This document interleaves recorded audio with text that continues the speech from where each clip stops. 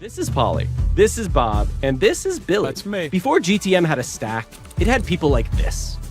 The client always wanted more leads. Sure. You want more leads? Go open the phone book, start at A, and I'll see you at Christmas. I was the source of truth before truth even had a source. I kept everything connected. Call sheets to invoices, invoices to the mailroom to Denise to God. The whole company ran on paper clips, adrenaline, and my left shirt pocket.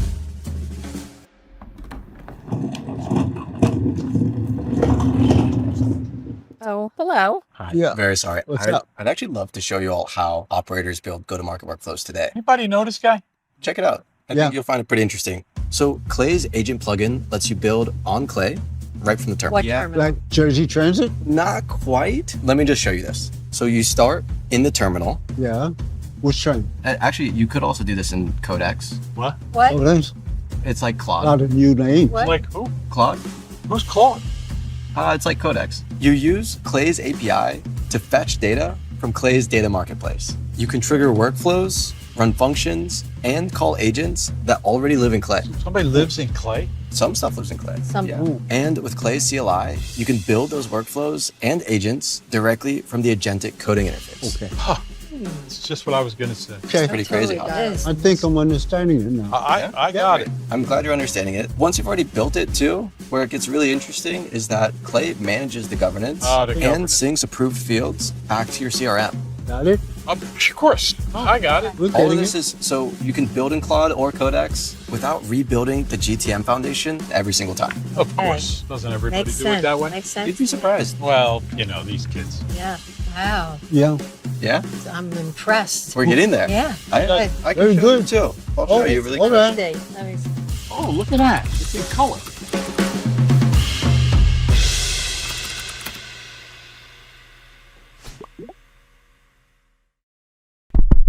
I'm Matt Streeton, and if you've travelled by train into London, then you've probably heard my voice. Please mind the gap between the train and the platform.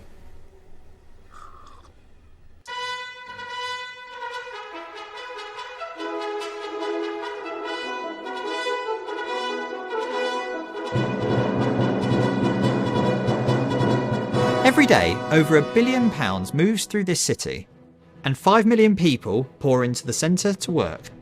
But how did London become what it is today? And how does something this big hold together and keep working? The answer, more than anything else, is the network of rail and transport that runs underneath. 35 lines, 650 stops, 14 London terminals like Waterloo Station, London Bridge and St Pancras, and 9,000 buses on top of that. All connected, all working to move people and things across this city. But this didn't start as one system. For a long time, it was dozens of competing networks, all separate lines with little connection. Each company ran its trains into its own station and stopped there. A line could carry you in from anywhere and drop you at the edge of the centre. Victoria, King's Cross. But to actually cross the city, well, good luck with that. What made London the city it is today was the decision to orchestrate them as one. The tube, the buses, the overground and the trams. Running alongside National Rail and even Eurostar that feed in from beyond the city. London has the most coordinated transport system in the world, and it holds the whole city together. That's the kind of system that you're here to build.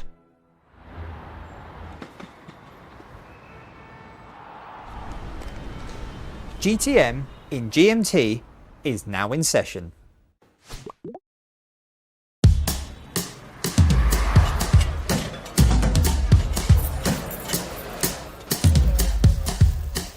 Every night at Lucali, we make about 100 pies. Whether it's margarita, pepperoni, half cheese, no cheese, it all starts with the same dough. You know, and the dough is pretty basic. It's yeast, salt, oil, and flour. When making pizza, the most difficult thing to keep consistent is the dough. I perfected this recipe once. I don't change it every time someone makes an order. The dough goes in the oven and it comes out the base for whatever I need. This same dough goes to every table. My friends at Clay tell me basically that's what functions are. A function is how everything on my menu stems from one dough recipe.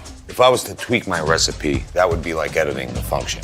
Imagine whatever steps you take to research a company or find an email. You build your recipe once. Those are your functions. So now every table in Clay that needs it just calls it. Just like how every pie on my menu references the same dough. You change the recipe in one place, every table gets the update. You don't go table by table, rebuilding the same thing like some maniac rolling out fresh dough for every order. So how are people working before this? Manually. That's crazy. Nobody should work like that. All right, let's see.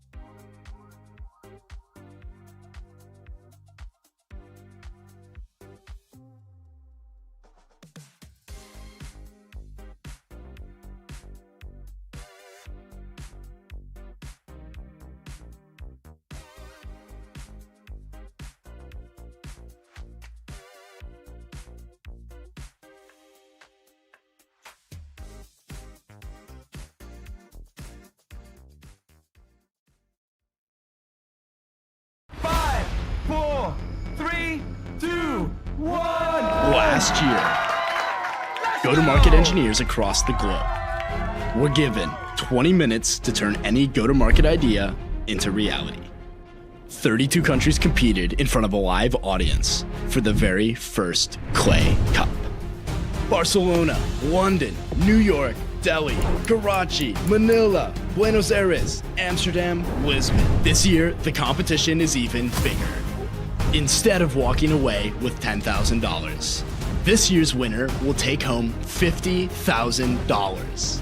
50K? 50,000? Say, well, how did it feel last year to watch this? It was actually insane. I think some of the things that they were doing would take me like a week or weeks even.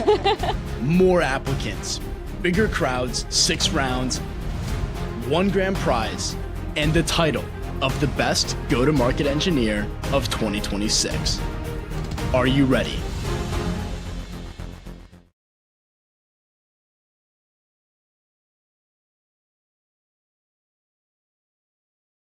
I am so excited to be here, and I'm so excited to be joined by so many people from around the world. My name is Munoa, and I'm part of the community team at Clay. My name's Owen, and I'm on the content team here at Clay, and we're going to be your commentators for today for Clay Cup Round 3.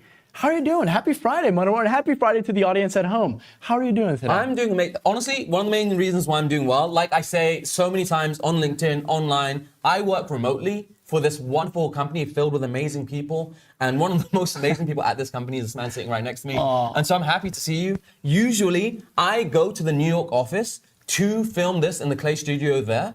But today, Owen has flown over from New York to Berlin, and we are filming out of Key Academy's podcast studio here in Berlin. So thanks for joining us here. Yeah, oh my gosh, thank you for having me. Key Academy, huge shout out for letting us use the space. It's been wonderful so far. And today is round 3. There's gonna be, the whole round is gonna be a little bit different. The format has changed slightly. Before we jump into that though, Owen, we have so many people who've joined us from last year who know exactly what Clay Cup is, but we have a lot of new people who are sitting here being all like, what the hell is Clay Cup? So that's a question for you. Oh, fantastic question. Clay, yeah, right. What is Clay Cup? Let's start from the basics here for everyone at home. Clay Cup is a competition where competitors are given a business problem to solve, and they must solve this problem using clay and clay only. It tests their clay skills, how well they can navigate the product, and in today's instance, they're going to be answering specific questions. But today, in today's round 3 of Clay Cup 2026. We've been hosting this for almost over a year now. Over a year. It's come a long way. And so where did this all begin? Dude, so last year we ran this competition for the first time. The winner got $10,000. We had so many people from last year's competition who got hired at clay agencies for big companies working as go-to-market engineers. And the winner, Javeria from Pakistan, got $10,000. This year, everything is bigger and better.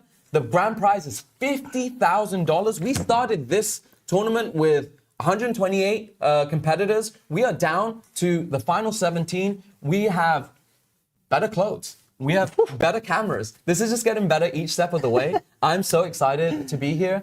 And here's what today is going to look like. So our contestants will be given the opportunity to create the greatest go-to-market recruitment event possible. They will be given 4 of the key ingredients, which is a perfect venue. They need to find a perfect venue. They need to find people who need jobs. They need to find people who are looking to hire, and they're gonna make banging outbound. These are the 4 things that they need to create for us today, but what do they start with, Owen? Right, so competitors are going to be given 2 things to start. They're going to be given a venue puzzle and a company puzzle. The venue puzzle is a list of venues in which they have questions that they need to answer correctly, and it will lead them to the perfect venue to host this event at. The company puzzle looks a little bit different. They're given a list of 500 tech companies in which, again, they have to answer 5 questions sequentially to get to the right person at the right company who is hiring for the right role. So, venue puzzle has 4 questions. The company puzzle has 5. In this round, the format itself is different. The mechanics of the game are a little bit different. And we designed this amazingly to the point where what happens if a person completes the venue puzzle and the company puzzle? What happens then? So, they have the perfect venue. They have the person that they need to reach out to in the company that we want to come attend this event. Again, you don't just pitch this to anyone in the company. It has to be the right person. Right. Once those 2 puzzles are completed, they get given a candidate sourcing exercise. For us, the inspiration for me, like when we were designing this, was Deepo in our company, who works on the recruiting ops team. And she has done an amazing job building out the use case Clay for recruiting. We saw that and we were like, why not give that to some of our candidates today? So they have to then source 3 perfect candidates. Once they've done that, a bonus round is unlocked. I don't actually think anyone is going to be able to finish all of this today. I'd be surprised if any contestants in any of our 4 brackets today finish this. But the thing I learned about Clay Cup is the only surprise I'm looking for, these people surprise me every single day. So maybe they will finish all of this. And that last bit is using the answer from 1, the answer from 2, and the answer from 3 to create the best outbound possible to bring everyone to the right place. It's true. And that's actually, I'm so glad you brought that up. One of my favorite parts about Clay Cup, this is live. Anything can happen. Hell yeah. And so what is one of these rounds going to look like? Again, we have 4 brackets with competitors. Inside one of these brackets, they're given 20 minutes to solve get as far into these puzzles as possible. And the next round is quarterfinals, so only 2 people are going to move on from each bracket. After 10 minutes, 1 person's eliminated. After 20, the final person is eliminated as well. Speaking of which, we have competitors and they have to follow some rules. So one of the rules, they need to stay in clay. AI has gotten so good. There's so many great tools out there, but this competition is about testing their clay expertise. So 100%. they need to stay in clay. They can use AI columns because everything in clay is free game except for Sculptor. Sculptor's gotten so good, right? It's gotten really It's actually good. insane. Yeah, I remember when this was first released in beta, it was like good-ish. Right. Now, it's too good, Right. I would say. And we're not testing Sculptor's skills today. We are testing our competitors. And Sculptor is our AI chatbot that helps you build tables, for those that don't know. Yeah. What are the other rules they have to follow? So just to ensure fairness, and you'll see this, like when we have competitors on screen, we have their tables on screen. They're not allowed to have headphones. We have people in the Clay offices in New York that'll be watching the screens, that'll be watching our competitors closely like hawks. Not in a threatening way, but in a friendly way. We're keeping this fair for every single person. Then, again, no external tools. This is all a Clay native round. And then finally, at the end, once they submit a question, the next one is unlocked. If they get partial credits, they can't retry the last question, but if they get a question wrong, they are allowed to retry. Beautifully said. I couldn't have said it better myself. Final thing before we jump in. If you're trying to stay up to date, you want to go talk to these competitors, they're hanging out in our community Slack. Scan this QR code if you want to hop in there. There's a ton of active go-to-market builders who are hanging out and talking shop in this Slack community. But I think that's enough from us. Yeah. We have 4 competitors today who are about to potentially get the chance to win $50,000. Let's get into our competitors for today. Yeah, so this is the first bracket that we're going for is the Asia bracket. A reminder that there are 4 brackets today, so stay tuned on the hour, every hour, as we go through each of the brackets. But right now, we are joined by Napat from Bangkok. Napat, welcome. Congratulations on making it so far. How are you feeling about to go into this round?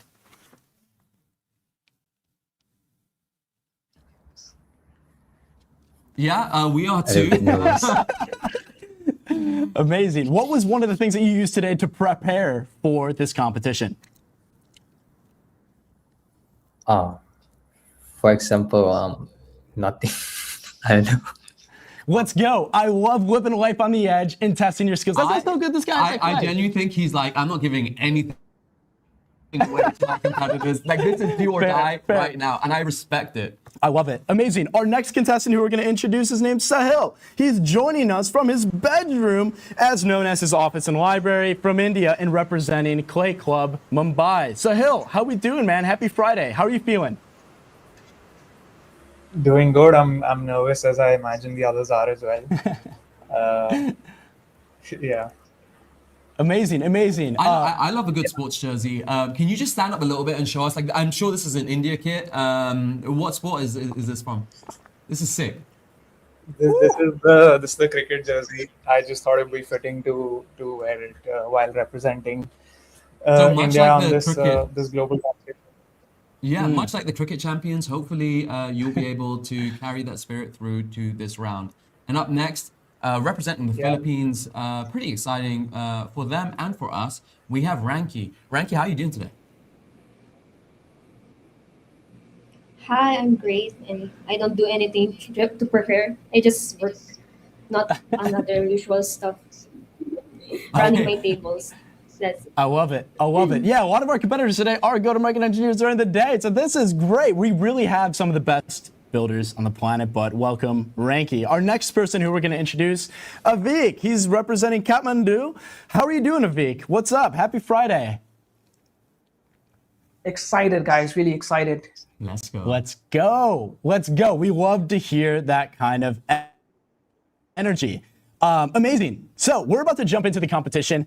Competitors, you can take a sec to get ready. While we do this, and as you're getting ready, please, everyone, put your hands in the air like you just don't care. We are going to give you access to your workbooks where you can compete. So once we get the go-ahead from our team, we will release this round. Yeah. Amazing. So just going to double check here. Is everything good? Avik, hands in the air like you just don't let's care. Have all of our hands up. We're going to give a countdown for 10, 9, 8, 7, 6, 5, 4, 3, 2, 1. And you should. Let's see. Wait. One moment, please. All right. One moment. We're almost there. Just to hold you on the edge of your seats. Hands in the air still. Hold on. Let's see. Yes, and go. We are going to go. Live. Wow. Let's go. 20 minutes on the clock. Good luck to our competitors. They no longer hear us because if they heard us, it would be so distracting. Yes, it would be. We do talk a lot, and we talk about a lot of different things. We spent a lot of time talking about what this round looks like, and we are getting into today. So, and just quick note for the audience, as you can see on the scoreboard, there's a scoreboard on the right. Each competitor has a score. They get points throughout each of their puzzles. Do you want to tell us a little bit about what that looks like? So, our first puzzle is going to be the venues. They need to find that perfect venue.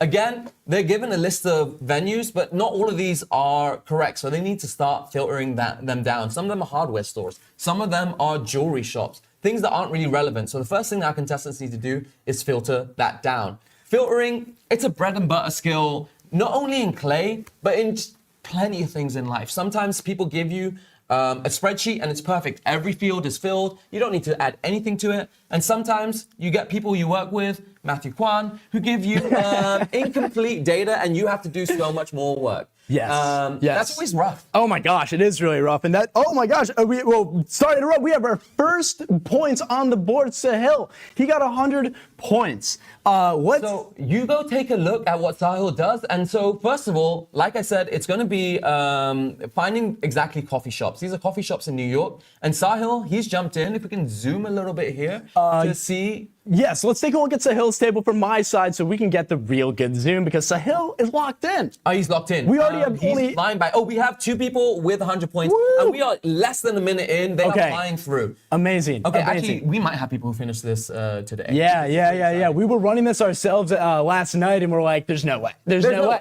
Impossible. Anything can happen in Clay Cup because it's live. Yeah.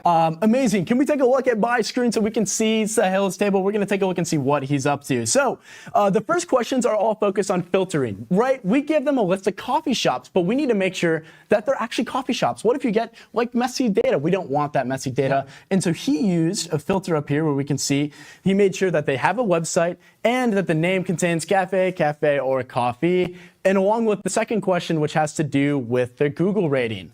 Why would they care about the Google rating? We're looking at good venues. We're not looking at mid venues. So when we come and we want to say, hey, we're hosting a recruiting event here, we want the vibes to be lit. Oh my God, right.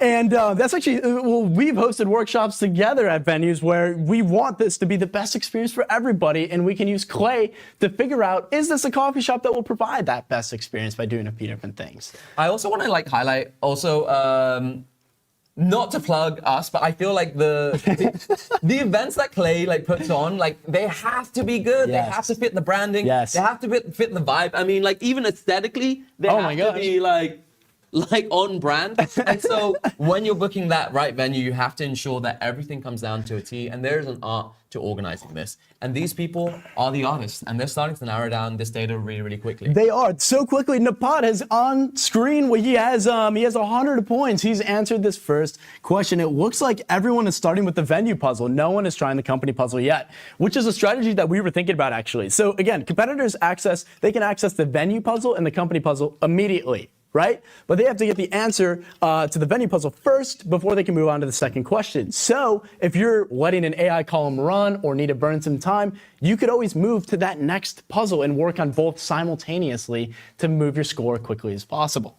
Yeah, so contestants have 2 tables that are running simultaneously. And so if you run a Clayagent column, an AI column that starts to scrape all the website data, that starts to scrape Google Maps data, you might think, okay, this is taking about a minute. In that moment, am I going to be twiddling my thumbs, or am I going to go to the other table and start working multi-threaded workflows? Right. And right now, we're about 4 and a bit minutes in. Ranky she's just scored But because she was the last one to get that point, she's at the bottom of the table and in the elimination zone. Yes, in this elimination zone, as you can see on the scoreboard, is in red. And once this clock hits 10 minutes, whoever is in that box will be eliminated from the competition. So I'm actually excited to see who's going to keep pushing here and getting these questions.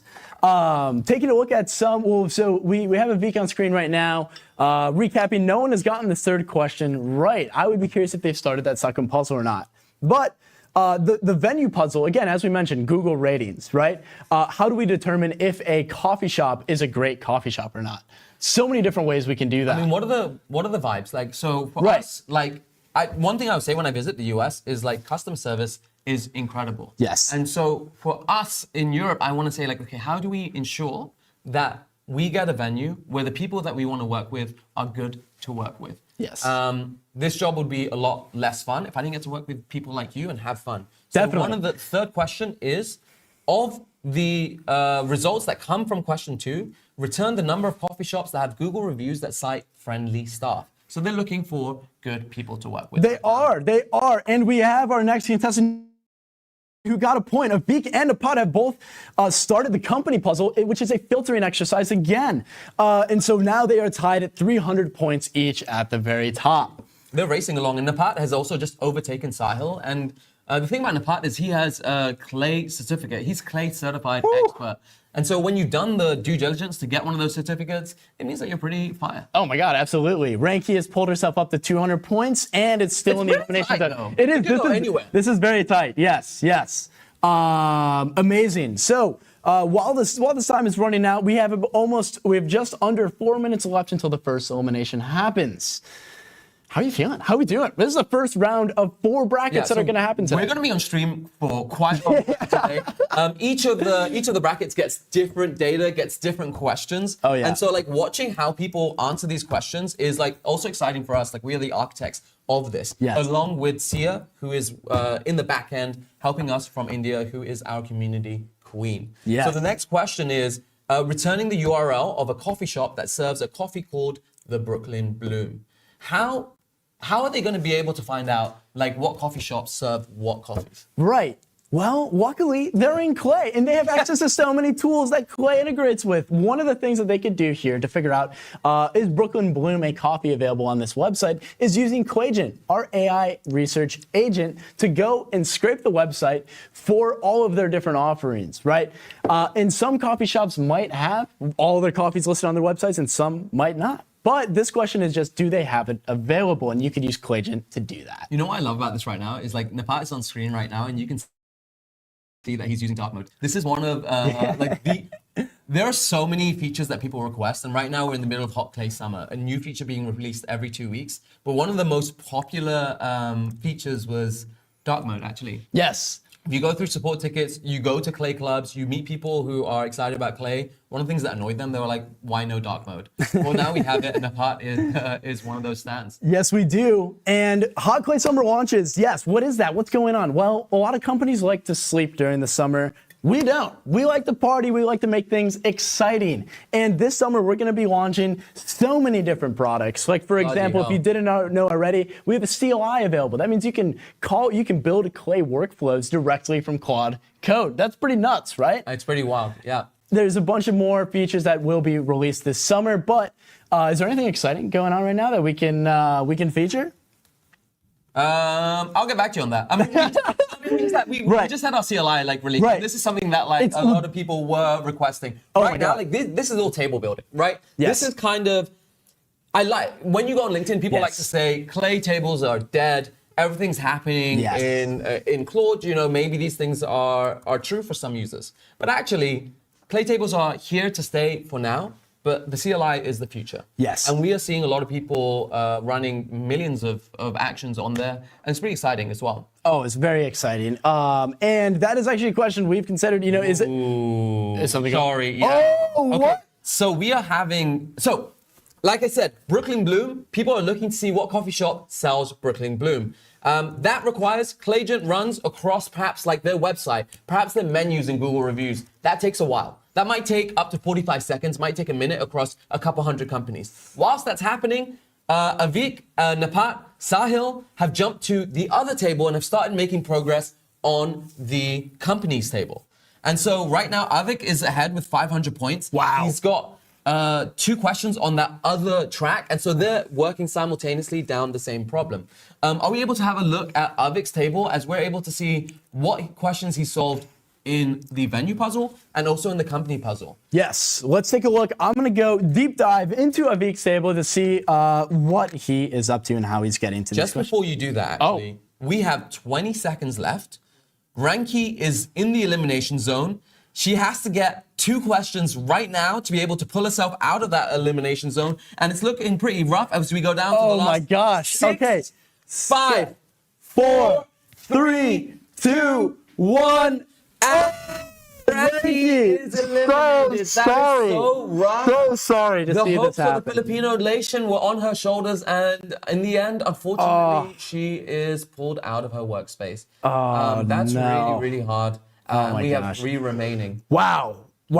I hate to see it. You hate to see it. You know what you don't hate to see it? Avik coming up to 800 points total. He's gotten some questions. He got the 3rd question of the company puzzle answered correctly. He's smashing this. This He's guy's flying. crushing. Oh my Yeah. goodness. He's at 800 points already. He's got more than double of the last 2 competitors. And it's one of those things where we have gotten to know a lot of our competitors over the last 6 months or so. Yes. We've jumped on Yes. Zoom calls with them. Yes. We've spoken to them. And when someone gets eliminated, like that's the end of their journey. It's always like really hard. Obviously for them. Oh my obviously gosh, for their yeah, of fans. course, Obviously for their dreams, Right. but also like for us. Oh my God, yeah. my goodness, I love Ranky. This has been a journey for all of us here involved. And one of the things for context, Avik just pulled up to 800 points. Sahil is still in last place with 300. The question that people are stumped on in the company puzzle that Avik just solved, remember, we're hosting a recruiting event. How do we know that this company needs to hire and they need to hire for relevant folks? What are the signals, man? Right. What are the signals? So some of the signals that we care about today, this instance is going to be hiring for a go-to-market engineer. And how do we know if this company would hire a go-to-market engineer? Well, maybe they already have someone who manages go-to-market engineers or have one on board already. That's good signal to us that they are interested in this job role in general. But Sahil just pulled himself out of the elimination zone with 500 points by answering another venue puzzle. Do we know what the question that he answered for the venue puzzle was looking at how many of the reviews for the staff were friendly, as we were talking about earlier. Yeah, for sure. And also, when we look into the other side, we have a lot of like waterfalls. Waterfalls is what put like Clay on the map initially. And right now, one of the questions is asking them, if you're looking at the tech stack of these companies, which of these companies use both HubSpot and Intercom in their tech stack? And that narrows down the list considerably. Well, actually not that much because these are both like huge companies. Right. Some people use them, rightfully so. And so we have that question's been answered. And there's many ways you can go about it. Yes. You can either go for the quickest way, which is run one data provider and get that, or you can like risk it for the biscuit and go for more accuracy and run a waterfall. Yes. It seems like a few of our contestants have run waterfalls to get that answer. Yes, and part of what makes waterfalls amazing is they give you the best data coverage in the game. Obviously, you stack one data provider on top of another. If the first one doesn't have it, check the second. Second one doesn't have it, check the third, so on and so forth, until you get your data point. And a beautiful part about these waterfalls is that most of them are now available in ChatGPT and Claude directly. You can go into GPT and just ask, hey, find the tech stack of this company, and you could use a Clay waterfall that gives you the best data coverage directly from Claude to get that answer. And while I've been talking about waterfalls, what's waterfalling on the scoreboard is Napat, who's brought himself up to 700 points. So Napat and Sahil are still focused on this venue puzzle, whereas Avik has gotten into the company puzzle. And he is making progress there. Still, no one has finished either puzzle. Yeah, and gotten to the bonus rounds. Yeah. Okay. So, which is good. Yeah. Which is super good. Yeah. We were like, okay, how in depth do we do this? How complex do we do this? What if someone like flies through everything? Right. And so it's better to be safe than sorry. Right. Like I said, I think it's unlikely that someone is going to get all the way to the end and finish this and write that banging outbound. Oh yeah. But again, I could be surprised. Stranger things have happened in 6 minutes. But like, it's no joke. Yeah, Honestly, this is no joke. Okay, but I'm loving it. No, I okay. am too. I am too. If someone did complete this whole thing, you literally could launch, like this is a business that you could spin up. It's like an end-to-end thing. This is like an actual, you are reaching out, providing value to a company by finding them people who would fit their company, knowing that they want to hire for this role. Like, this is actually in 20 minutes, you're able to almost spin up a biz to like get you a little bit of, like that's actually wild that Clay is able to do that. Yeah, I would say like most businesses are connecting people to the right people or to the right places. And this is kind of what this is, right? I like that. Yes, yes. So we still have like Sahil, who is at 500 points. Now again, not all of these questions are worth the same amount of points. Some might be worth 100, like you're simply filtering, sorting. But once you start diving into tech stack, that's worth a couple hundred points. And Avik is almost done with the company puzzle. He's up to 1,200 points, leading the charge here. Avik answered, we were filtering down to, is this one of the ways that you can try and measure, is this company established in the game? Do they have a lot of budget? And there's a lot of different ways that we could try and find that answer. In this case, we wanted them to answer a question that revolves, do they have a good social presence? You know, if they care about their social presence, they may want to post about an event like this. And really, it's like a brand movement as well. It's not just, it's also recruiting, but it's also brand. There's so many things there as well. I found that like the longer I go through life, I realize like brand presence online. I feel like before I was just like, oh, I don't know, I don't want to be so online, you know, whatever. And now it's like, you want to create FOMO, you want to create momentum. Yes. And a recruiting event that's fun. Yes. Clarified, that's like pretty sick. Oh, yeah. We are down. I was going to say, it's been 700 points and 700 points. And Avik has been ahead with 1,200 points. He's like steaming in the lead. But right now, Napat, with that certificate in hand, has managed to jump past Sahil and is now safely out of the elimination zone. He is. He got out of that question by determining which coffee shops have friendly staff. And so it's amazing that he is out of the elimination zone. Let's see if Sahil can pull himself out.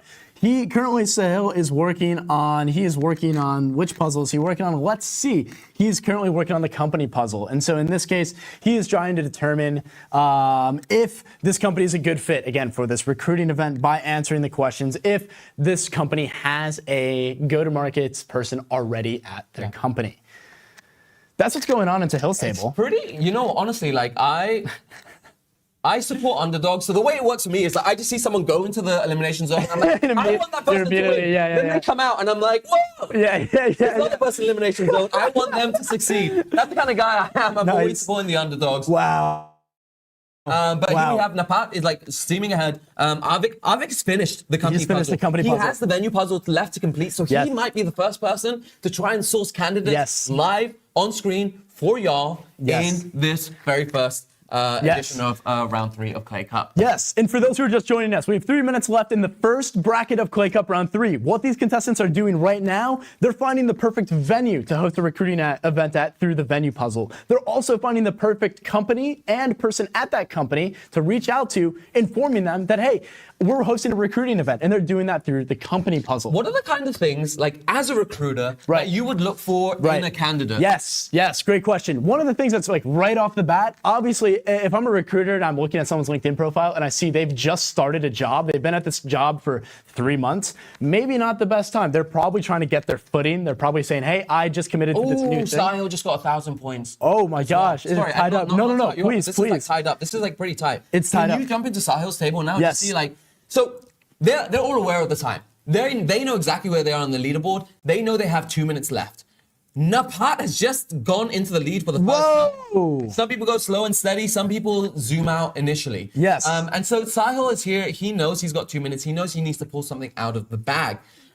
So as this is happening, Owen has zoomed in to Sahil's table here. Let's take a look at Sahil's table up close to see if he can pull himself out. This is really interesting because we started with a list of 500 companies and now we're down to what, the last 6? Right, yes. And so that's the idea, right? We have a ton of companies. We need to clean that data. And so he's found some of the venues that are contenders for this perfect recruiting event. In his company tables, he's narrowed it down to 91 who are a good fit, and he's currently he's finding how much website traffic they have, which is another good signal that this company is something that the market really wants, which is a good selling point to a candidate you may invite to a recruiting event. Yeah, there's also other filters that we've asked candidates to look for. So like one of them is, the year the company was founded. Just so, we're in Germany. In Germany, we have a lot of companies that are a little bit legacy. They know go-to-market engineers exist. They know they want to kind of pull their tech stack in that way, pull their workflows in that way, automate a lot of things, but they're not quite there. So they need a go-to-market engineer to do that. Yes, they do. And if they don't know how to find them, that's okay. We can find them for them. Yes. Yeah. I hope someone does honestly get to this recruiting part so that we can see candidate sourcing happening live. You just want to see people struggle. I want to see people succeed. No, we designed this in a really fun way that this candidate problem is something that is it's so much easier than it was. So Manowar and I have been at the company for almost 2 years now, and Clay has gotten so much better. You can just type into Sculptor, I'm looking for this person, and it will help you find that person by assigning the right variables to the right person. Keywords, yeah. And so they had Sculptor would allow you to find these people to invite to this event. 20 seconds left. Sorry. Oh my gosh. Okay. No, please, let's go. I was given the remit that I cannot stand up and jump out of my seat because like this is like perfectly planned. Yes. We're down to our last 10 seconds. 9, 8, 7, 6, 5, 4, 3, 2, 1. Sahil has been eliminated. Oh my goodness, that was so close. Oh my He started off gosh. so strong. Napat was in that elimination zone for such a while. I see Avik slam back in his chair with relief. Sahil is going to be shown in about 3 seconds that he's no longer part of the competition. And it's rough. You hate to see it. And there he is. It's hard. It's hard to watch, man. It's so hard. Sahil, Ranky, thank you so much for joining us. That was... It's been a blessing to have you both with us for the whole time. It has been. Owen has slid the headphones over to me, which means it's time to talk to our champions of this round. Yes, let's get our winners up on screen and see what is going on. Avik, Napat, first of all, congratulations for making it to the quarterfinals at Clay Cup. Napat, how are you feeling throughout that event, and how do you feel right now? You said you were nervous. You said you were nervous, and we just pulled through. I thought I lost when the connection is disconnected. I noticed you were in the elimination zone you were in the elimination zone for a few minutes, and then you got like 2 or 3 questions in a row, and you shot up the leaderboard, like making yourself safe. That was pretty incredible. Thank you. Yes, seriously. Again, congratulations, Napat. You're one step closer to winning $50,000. Yes. You can rest easy knowing that this round is done. And then we move on to Avik. Avik, so we have all the screens like lined up here and all the people here. And when the round ended, you sat back and like let go a huge amount of breath. And I was like, oh damn, did Avik get eliminated? But he's at the top. And I realized that is probably relief. How are you doing? Yeah. So what I was doing was I was looking at the leaderboard, and I think I was on the first place, like 15 minutes or so. Yeah. And one question was nagging me too much, but it is what it is, man. I qualified, so. Amazing. Well, sweet. Massive congratulations again to Avik and Napat for making it to the quarterfinals. Light up the comments. Let these people know like how much you appreciate their like tenacity to get through this far. It was pretty incredible. We didn't yet see the candidate. We haven't seen it yet. We might see it in the next round. We are so pleased that we have 2 people who are going through to the quarterfinals. I've asked them how they're doing. The most important question, Owen, co-host, how are you feeling? Oh my gosh, after seeing that, I am feeling electric. Seriously, seeing these prompts come together and solving the puzzles in real time was great. We have a question I wish I could ask Vic is, what was the hardest part about all this? Because there's so many different parts. Yeah. So more to come because on he was that. flying. He was, seriously. He was flying. Yeah. I was all like, this is methodical. He's getting through it. And then at some point, the points stopped adding up. Right. I almost said, once he hit around like 1,000, he might be able just to sit back and relax. Right, yeah. Thank God he didn't, because Napat was just all over the shop. Yes, he was. If you relax, man, people come, they eat your dinner. Yes, they will. Yes, they will. So with that, we're going to be moving on to the next bracket coming up soon. We're going to take a quick break. We're going to relax. We're going to exhale. We're going to congratulate the people who made it and send our condolences to the people who haven't. Yes. Follow them online. Show your support. Thanks for being amazing, everyone. Owen, I'm so happy to be here with you. Yes, likewise, Manowar. Light up the chat. Let everyone know how excited you are to see them in the quarterfinals. And we will be coming back to you in around 15 minutes for round 2, or bracket 2 of Clay Cup round 3. Stay tuned. Let's go. Ciao. Woo!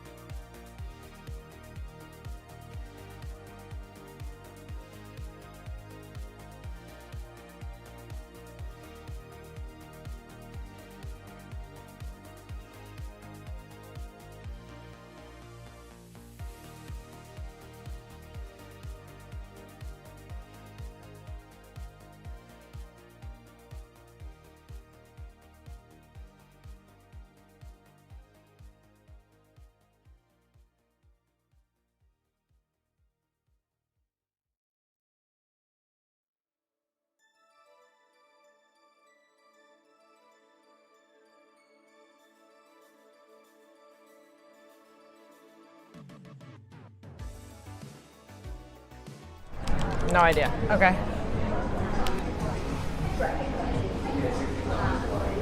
Did you guys order? Oh, sorry. Oh no. Oh my god. Holy f.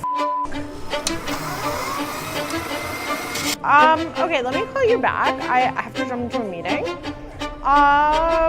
Whoa, bomb, bye. Hello, Gabby. Hi. How are you doing?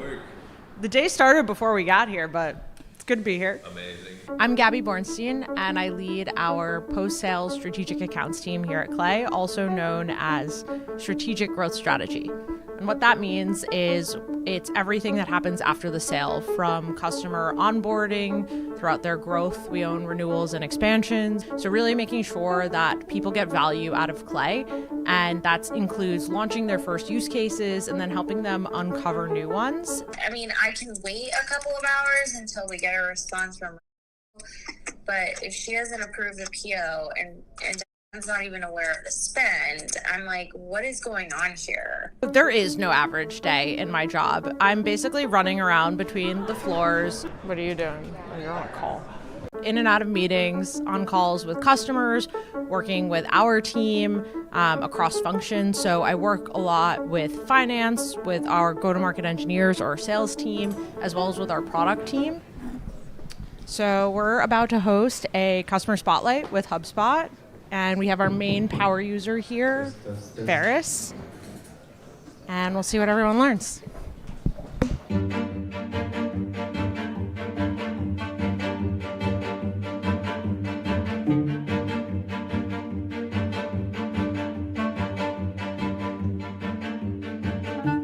Is there a big win you were looking to have today in particular? Yeah, there is. I actually have an expansion on the line right now, which will turn a longtime customer into a seven-figure customer, and I'm waiting on the last signatures in procurement. Hopefully it happens today. I thought it was going to happen yesterday, so we don't always know. Procurement is its own adventure. Oh my God. Holy f***. I spoke to her this morning. Yeah. Tell me what just happened, Gabby.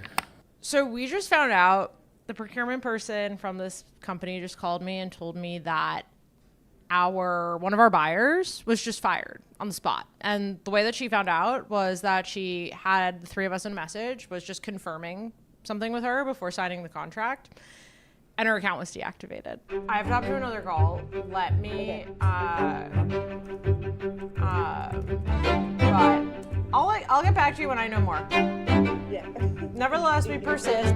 There's interest around open access looks like there is also interest around open access looks like. I think so. I talked to you yesterday. We have this. This sent to you in 2 minutes. Okay. Bye. Where's Gunner? Oh. Okay.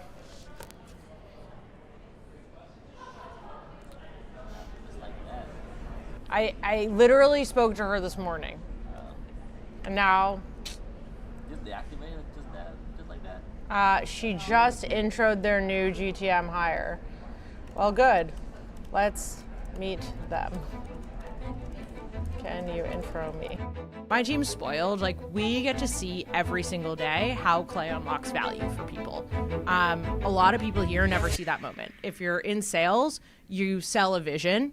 If you're building an engineering, you're building a part of something that you know fits into a larger whole. And for us, we get to see that aha moment.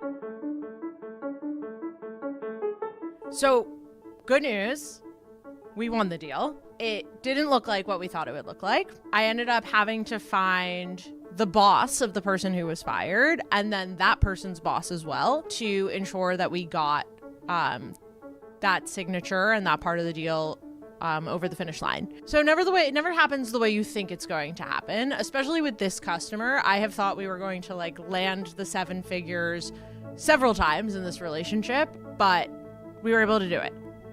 Great job, Gabby. Thanks. I got to get back to work. Oh, by the way, we're hiring.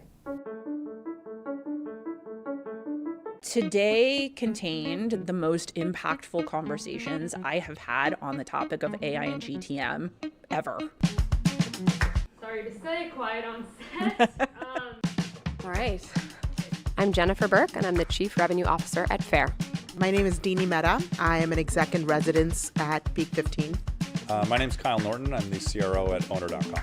Cam Shahabuddin, and I'm the VP of Sales at Carta. Stevie Case. I am the Chief Revenue Officer at Vanta. Describe the energy of Clay's CRO Summit in one word. Actionable. Optimistic. Creative. Energetic. Dynamic. Love that. You've had some time to think about that, Cam. I think the most groundbreaking insight from today was the conversation around technical team structure. If you're not building your team and accelerating into the opportunity now, I do think you start to fall behind. The role of RevOps is really changing, and we need to be faster and more thoughtful about the profile of candidate that we bring on to help us apply AI in a faster way. Every single CRO in that room today talked about a different approach towards application of that AI. I learned about Clay at a Women in Sales leadership dinner when Stevie from Vanta was talking about how she's onboarding this really wonderful tool. Certain CROs are completely reinventing themselves in this role. It's not just about the way we're running our teams differently. It is truly like a personal amplification, segmentation, application, orchestration, and multiplication of the work that we do. So much is starting to overlap. The gap between sales, growth, RevOps, data, applied AI, business systems, it's getting pretty murky, and so I feel like I have a clearer idea of how to think through that problem. What do you think was the secret ingredient that made this summit different from every other revenue leadership event? I think it was the size. I think when you do something this small and intimate, you're actually going to get much more truthful answers in a much more organic way. Every single person I bumped into was doing similar things in a same, like, very senior role. So I met a ton of folks that exchanged phone numbers with, and I'm going to have in the Rolodex now. So if a fellow CRO was on the fence about attending next year, what would you tell them? Show up. It's worth your time. Don't hesitate. Change your travel plans and make sure you make time for it. Definitely come. Yeah. It's definitely worth it and extremely actionable. Today contained the most impactful conversations I have had on the topic of AI and GTM ever.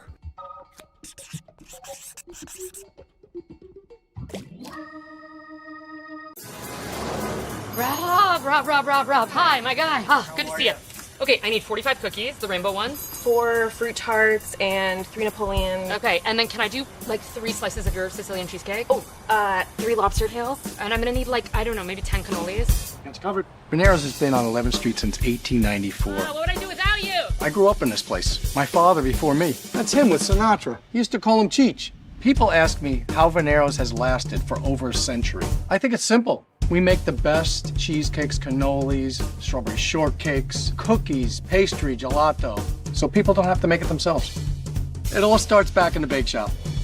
Angelo, our pastry chef, and his team are in before dawn. They're the best in the business. Hey, how's it going? Can I get a couple of cannolis, please? Absolutely.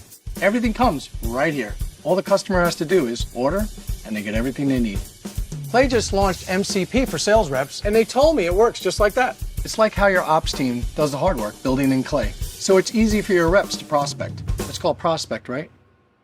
Meanwhile, sales reps just have to have a conversation in the tools they already use, like Claude or ChatGPT. And everything ops built is already there for them. That actually lets them spend more time talking to customers. Whether it's deciding what accounts to prospect into first, using context from audiences to tailor messaging, or running a function to personalize outbound. It's all just a chat message away. It's like this. Why would you want to make a cheesecake yourself? You'd use some generic recipe and it would come out different every time. So why should reps work any differently? Generic and mediocre won't move the needle. So if you got the workflows, the data, everything you need to be unique and right every time, use it. And just like I control what we make, how we make it, your ops team decides what each rep can use and how much they can spend all in one place. Now sales reps have access to the power of Clay without changing how they do their work. Just like our customers can get the best of Venero's right here at this counter. Things you just can't make yourself, and you don't need to. Hey, can I get a strawberry shortcake? Absolutely. Follow me. Thank you.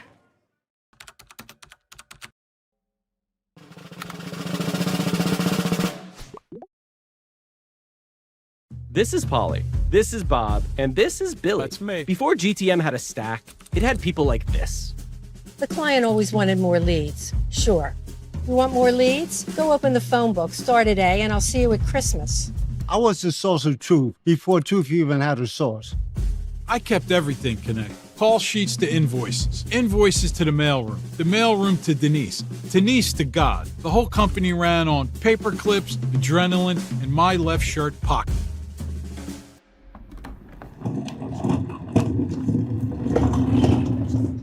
Oh, hello. Hi. Yeah. Very sorry. What's up? I'd actually love to show you all how operators build go-to-market workflows today. Anybody know this guy? Check it out. I think you'll find it pretty interesting. So Clay's agent plugin lets you build on Clay right from the terminal. What terminal? Like Jersey Transit? Not quite. Let me just show you this. So you start in the terminal. Yeah. Which train? Actually, you could also do this in Codex. What? What? Oh, that's It's like Claude. not a new name. What? Like who? Claude? Who's Claude?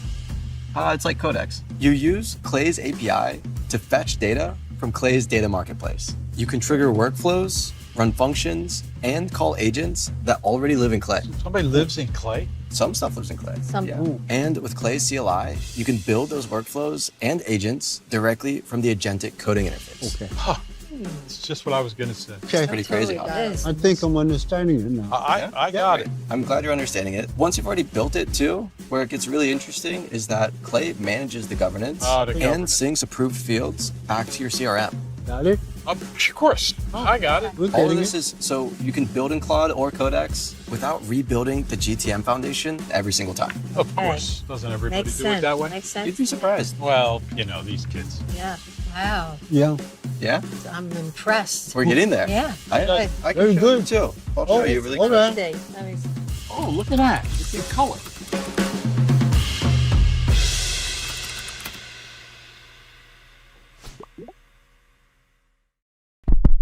I'm Matt Strayton, and if you've travelled by train into London, then you've probably heard my voice. Please mind the gap between the train and the platform.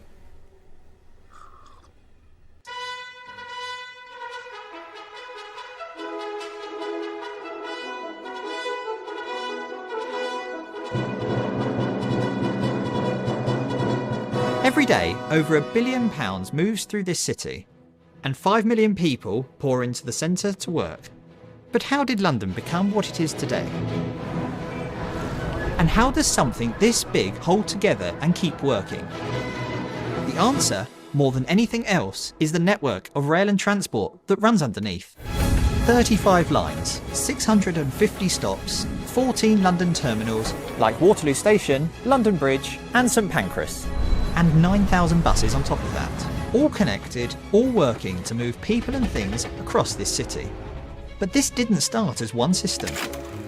For a long time, it was dozens of competing networks, all separate lines with little connection. Each company ran its trains into its own station and stopped there. A line could carry you in from anywhere and drop you at the edge of the centre. Victoria, King's Cross. But to actually cross the city, well, good luck with that. What made London the city it is today was the decision to orchestrate them as one. The tube, the buses, the overground and the trams. Running alongside National Rail and even Eurostar that feed in from beyond the city. London has the most coordinated transport system in the world, and it holds the whole city together. That's the kind of system that you're here to build.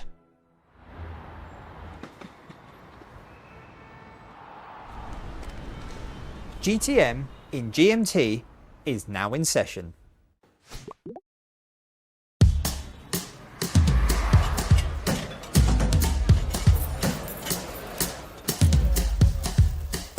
Every night at Luke Cali, we make about 100 pies. Whether it's margarita, pepperoni, half cheese, no cheese, it all starts with the same dough. You know, and the dough is pretty basic. It's yeast, salt, oil, and flour. When making pizza, the most difficult thing to keep consistent is the dough. I perfected this recipe once. I don't change it every time someone makes an order. The dough goes in the oven, and it comes out the base for whatever I need. This same dough goes to every table. My friends at Clay tell me basically that's what functions are. A function is how everything on my menu stems from one dough recipe. If I was to tweak my recipe, that would be like editing the function. Imagine whatever steps you take to research a company or find an email. You build your recipe once. Those are your functions. So now every table in Clay that needs it just calls it. Just like how every pie on my menu references the same dough. You change the recipe in one place, every table gets the update. You don't go table by table, rebuilding the same thing like some maniac rolling out fresh dough for every order. So how were people working before this? Manually. That's crazy. Nobody should work like that. All right, let's see.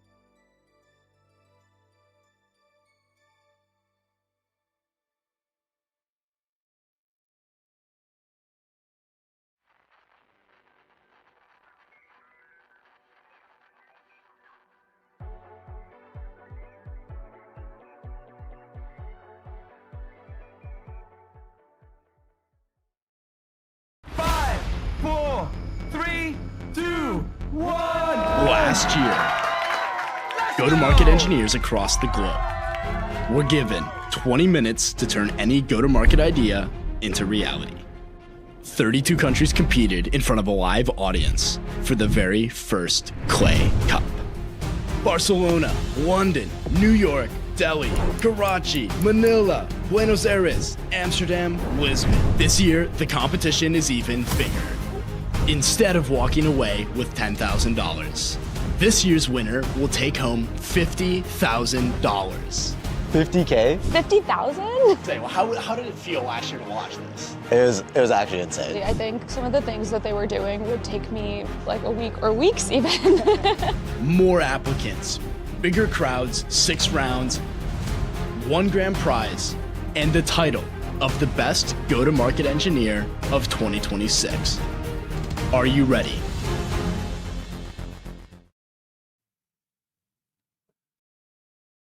Welcome back to round 3 Clay Cup 2026, and we are on to our second bracket. We just had a really wild first round looking at our Asian bracket. For those who are just joining now, my name is Munawar, and I'm part of the community team at Clay. And my name is Owen, and I'm on the content team here at Clay. We really did just get to witness something special. We saw the Asian bracket, 4 competitors started, 2 moved on, and we are about to do the same thing for our rest of world brackets.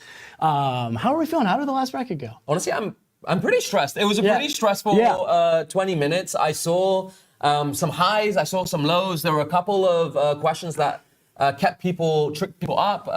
Yes. But overall, very, very largely satisfied and excited for our 2 people who went through, Napat and...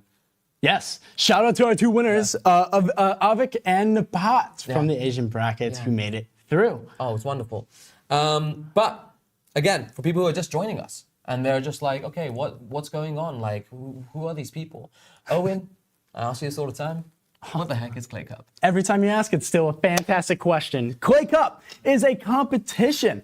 We turned our software into a competition where competitors are given business problems to solve, and they must solve them using Clay. Each question has an assigned points to them, and they have to get all of their answers through Clay. The person who gets the most points by the end of this will move on to our quarterfinals, which is our next bracket. But this is Clay Cup round 3, 2026. We've been doing this for like almost a year and a half now. Where did this all begin this year, Manowar? So we started last year, Clay Cup 2025. It was our inaugural year. It was incredible. We thought it was gonna end with a big $10,000 prize in San Francisco, which it did. Javeria won that. We had way more hype this year. We've got a lot more money. People are going to win $50,000. We started with 128 contestants. Now we are down to our final, well, actually not even 17 now. Now we're down to the last 15. Yeah, 15 competitors are left standing. And so each round today, each bracket will lose 2 people, and those 2 people will go on to the next round, and we'll be down to the quarterfinals for our final 8. It's pretty electric. It's pretty exciting. It is very electric today. And it's also electric because Clay Cup is insane, but it's also a little bit different this round. How has our format changed a little bit slightly?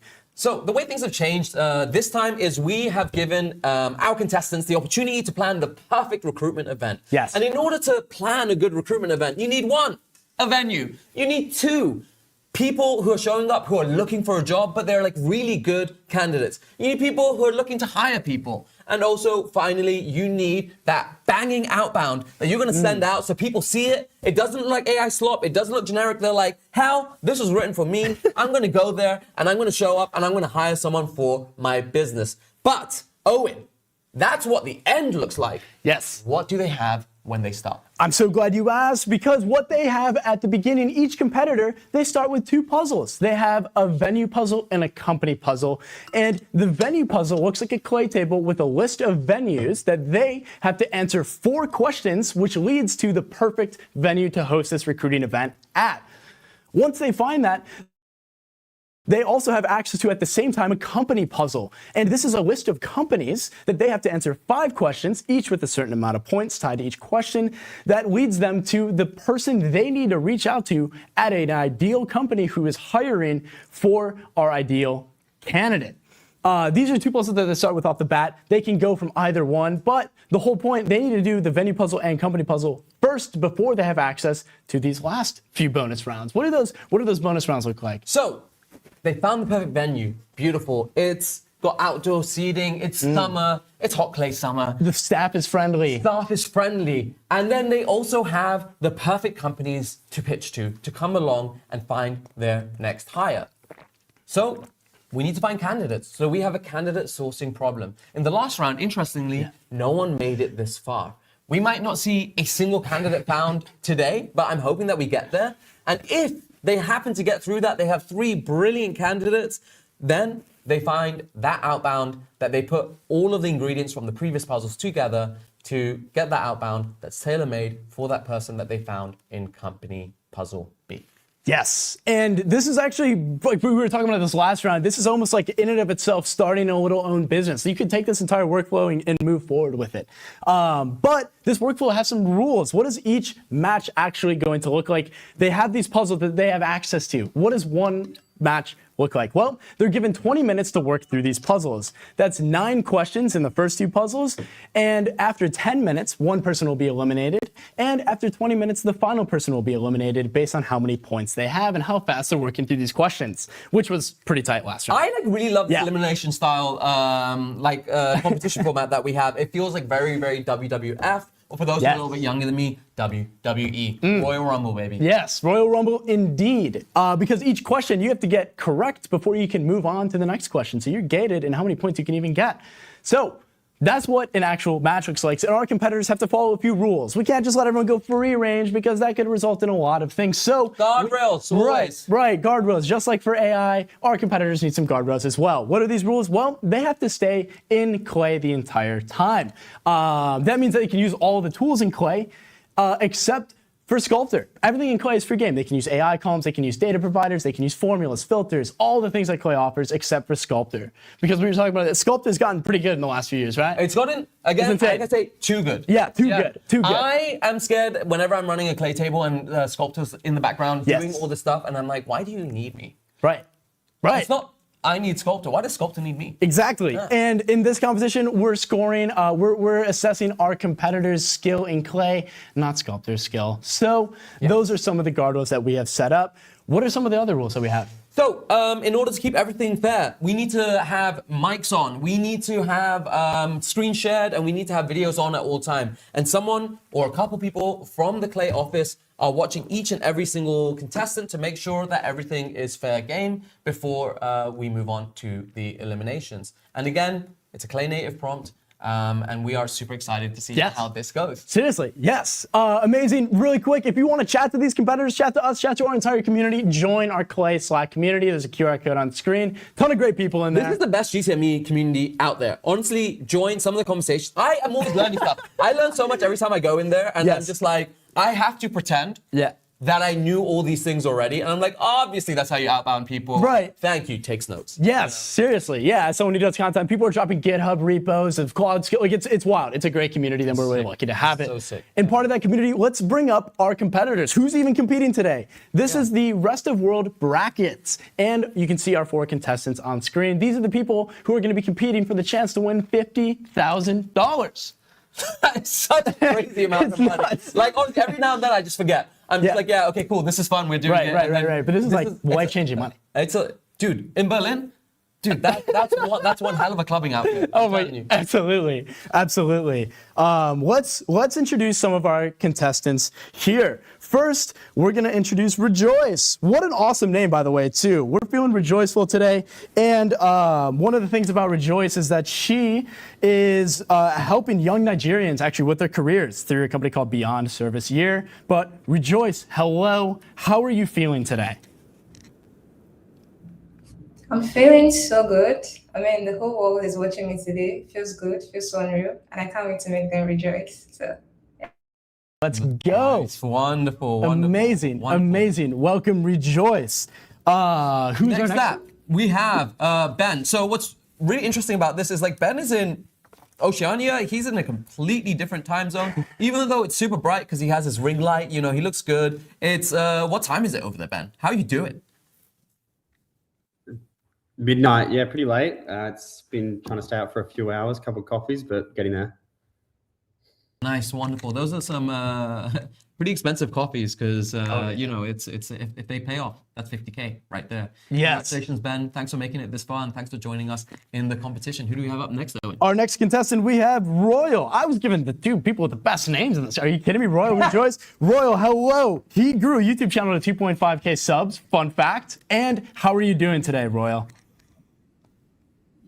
I'm super pumped, super excited. Let's get ready to rumble.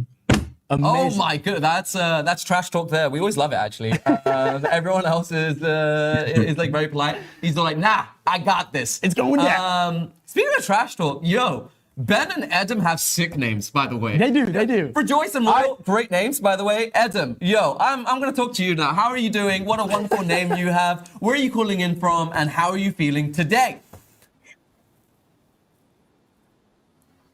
I'm calling in from Accra, Ghana, and I'm very nervous and excited at the same time. So. Nice, wonderful. Okay, thanks for joining us. This is, again, truly a global competition. We have people from all corners of the globe and kind of like our community as well. Like, honestly, like this is one of the best things about this is the people that I've met along the way. And yeah, I don't know. It brings me so much joy. It does. Seriously, seeing people come across the world to make something like this happen and being part of a beautiful community like ours is really unique. And we are really lucky to have it.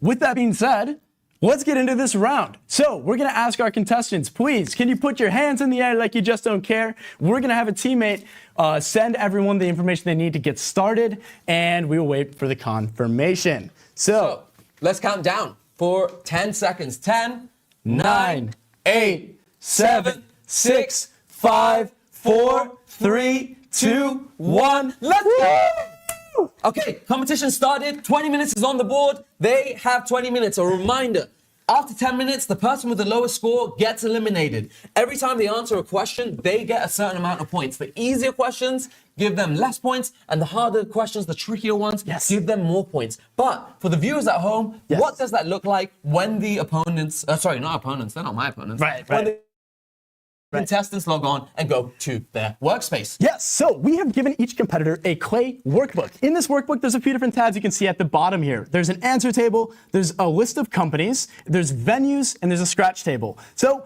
for our venue puzzle, for example, we have a list of 264 venues that they're gonna have to sort through and find the perfect venue to host this event at, and that is based on questions that you can see in their answer table. For example, we have coffee shops, but we need to make sure this data is clean. We need to make sure that we're hosting this at an actual coffee shop. So they're going to narrow this list of venues down slowly to one venue. They also have a list of 500 tech companies, which will be narrowed down through, as I said, another question. They have 5 questions for the companies, which have different points associated with them based on their difficulty.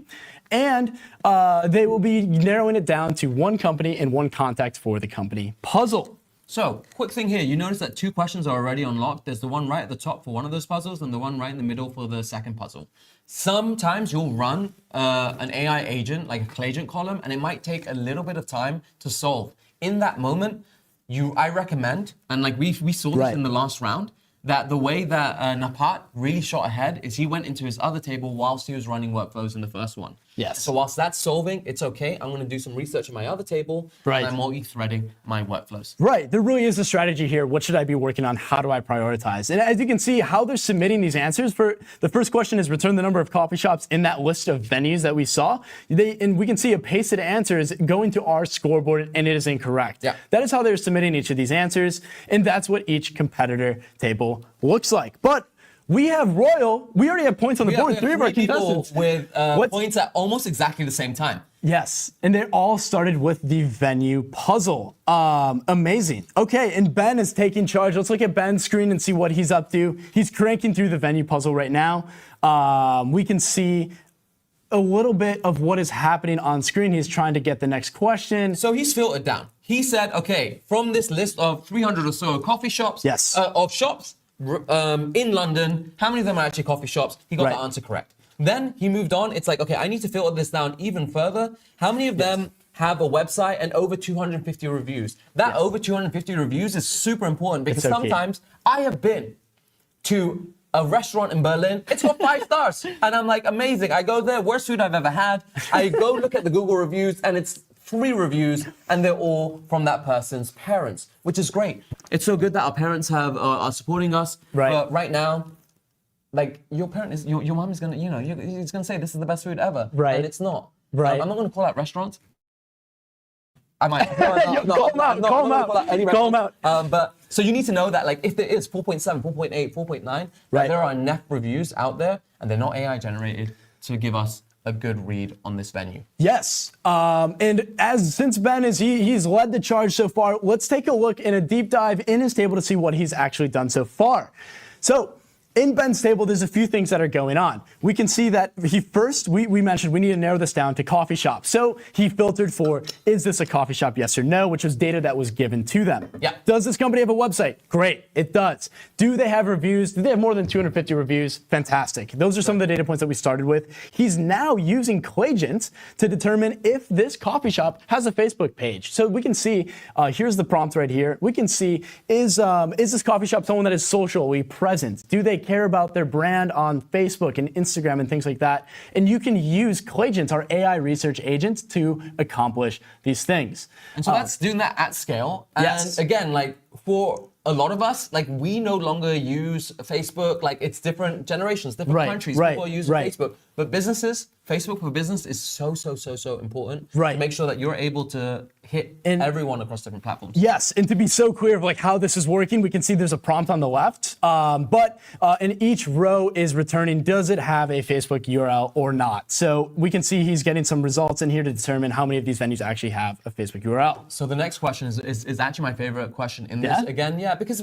here we have, like, in this puzzle, the question is, return the website of a coffee shop that offers a rewards program that allows you to get a free sandwich after earning 80 points. So this will narrow this list of 400 companies, venues, down to 1. And that is the one place that we want to send our email to say, like, this is where we are hosting our amazing recruiting event. Yes. And so it seems like we are starting to get people who are getting close to that. And whilst that Clayagent prompt is running, as Owen called out, Ben is running Clayagent prompt. It doesn't solve instantly because he's doing this at scale. And while that is running, it might take 30 seconds, might take up to a minute. In that minute, Ben's like, yo, I'm going into the other. He actually said, yo. I don't know if you saw, I can lip read. He said, yo, I'm going to the other table and I'm going to end up looking for other clues and other questions in that table. Yes, exactly. And part of what is a criteria in our company puzzle, let's take a look at my screen again and deep dive into what Royal is up to. These are our 2 leaders. We have Ben and Royal right now. They're cranking away at the company and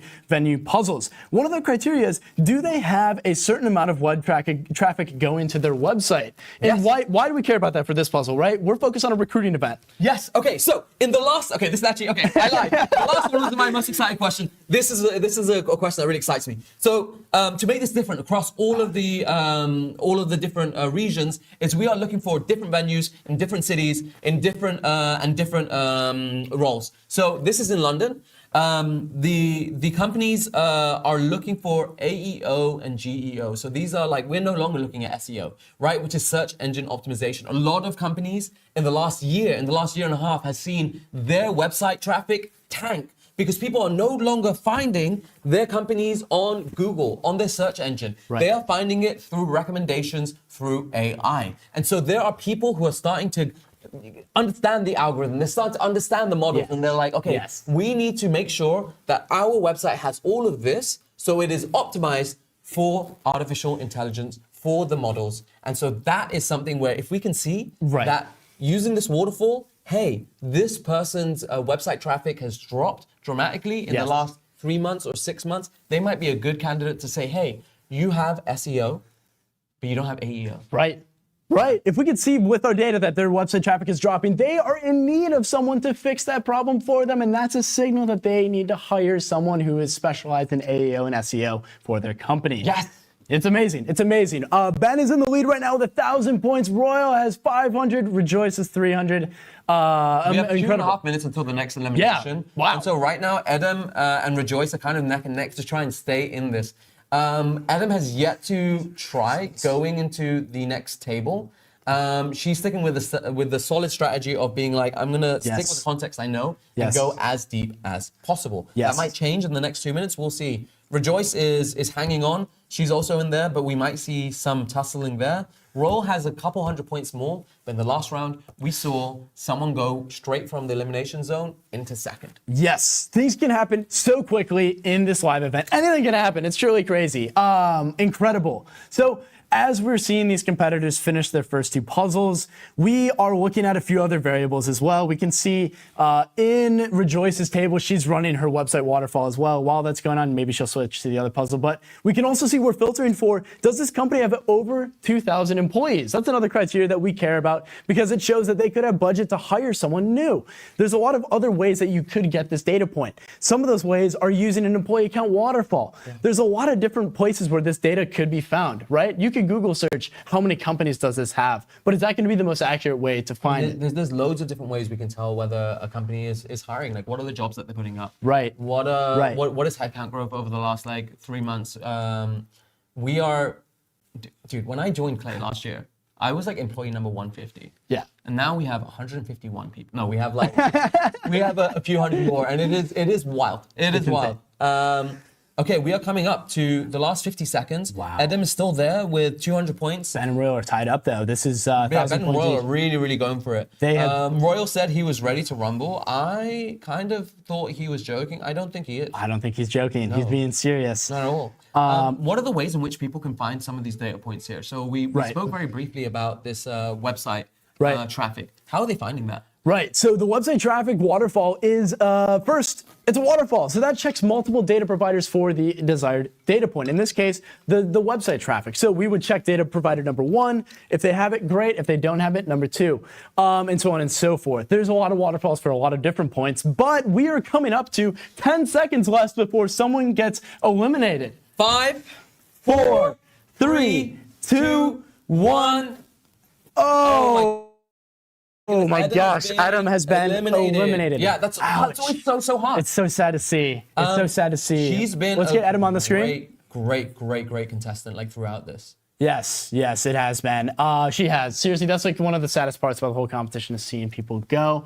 But as our contestants are cruising through these next 2 puzzles, Ben is flying ahead. Ben also, just quick fun fact is in the last round, Ben Broadley was well ahead for the whole thing. And it seems like he's kind of doing that again, but this time Royal is on the tip of his heel. Royal was almost eliminated last round. He just made it through, and now it seems like he's comfortably going to go through to the next round, unless Rejoice manages to pull something out and get a question that the other 2 may be stumped on. Yes. And speaking of Royal, let's go to my screen to take a look at what he is working on exactly, because an enrichment on his table caught my eye, and I really like it. One of our enrichments in Clay, you can find contacts at a company. Yes. So if you have a list of 100 companies and you're like, I need to know if they have someone at that company who's in the AEO or GEO role, we can find that with this enrichment. So it's called Find Contacts at Company. We input the domain. That's the website we want to check, right? This is at scale, checking each company.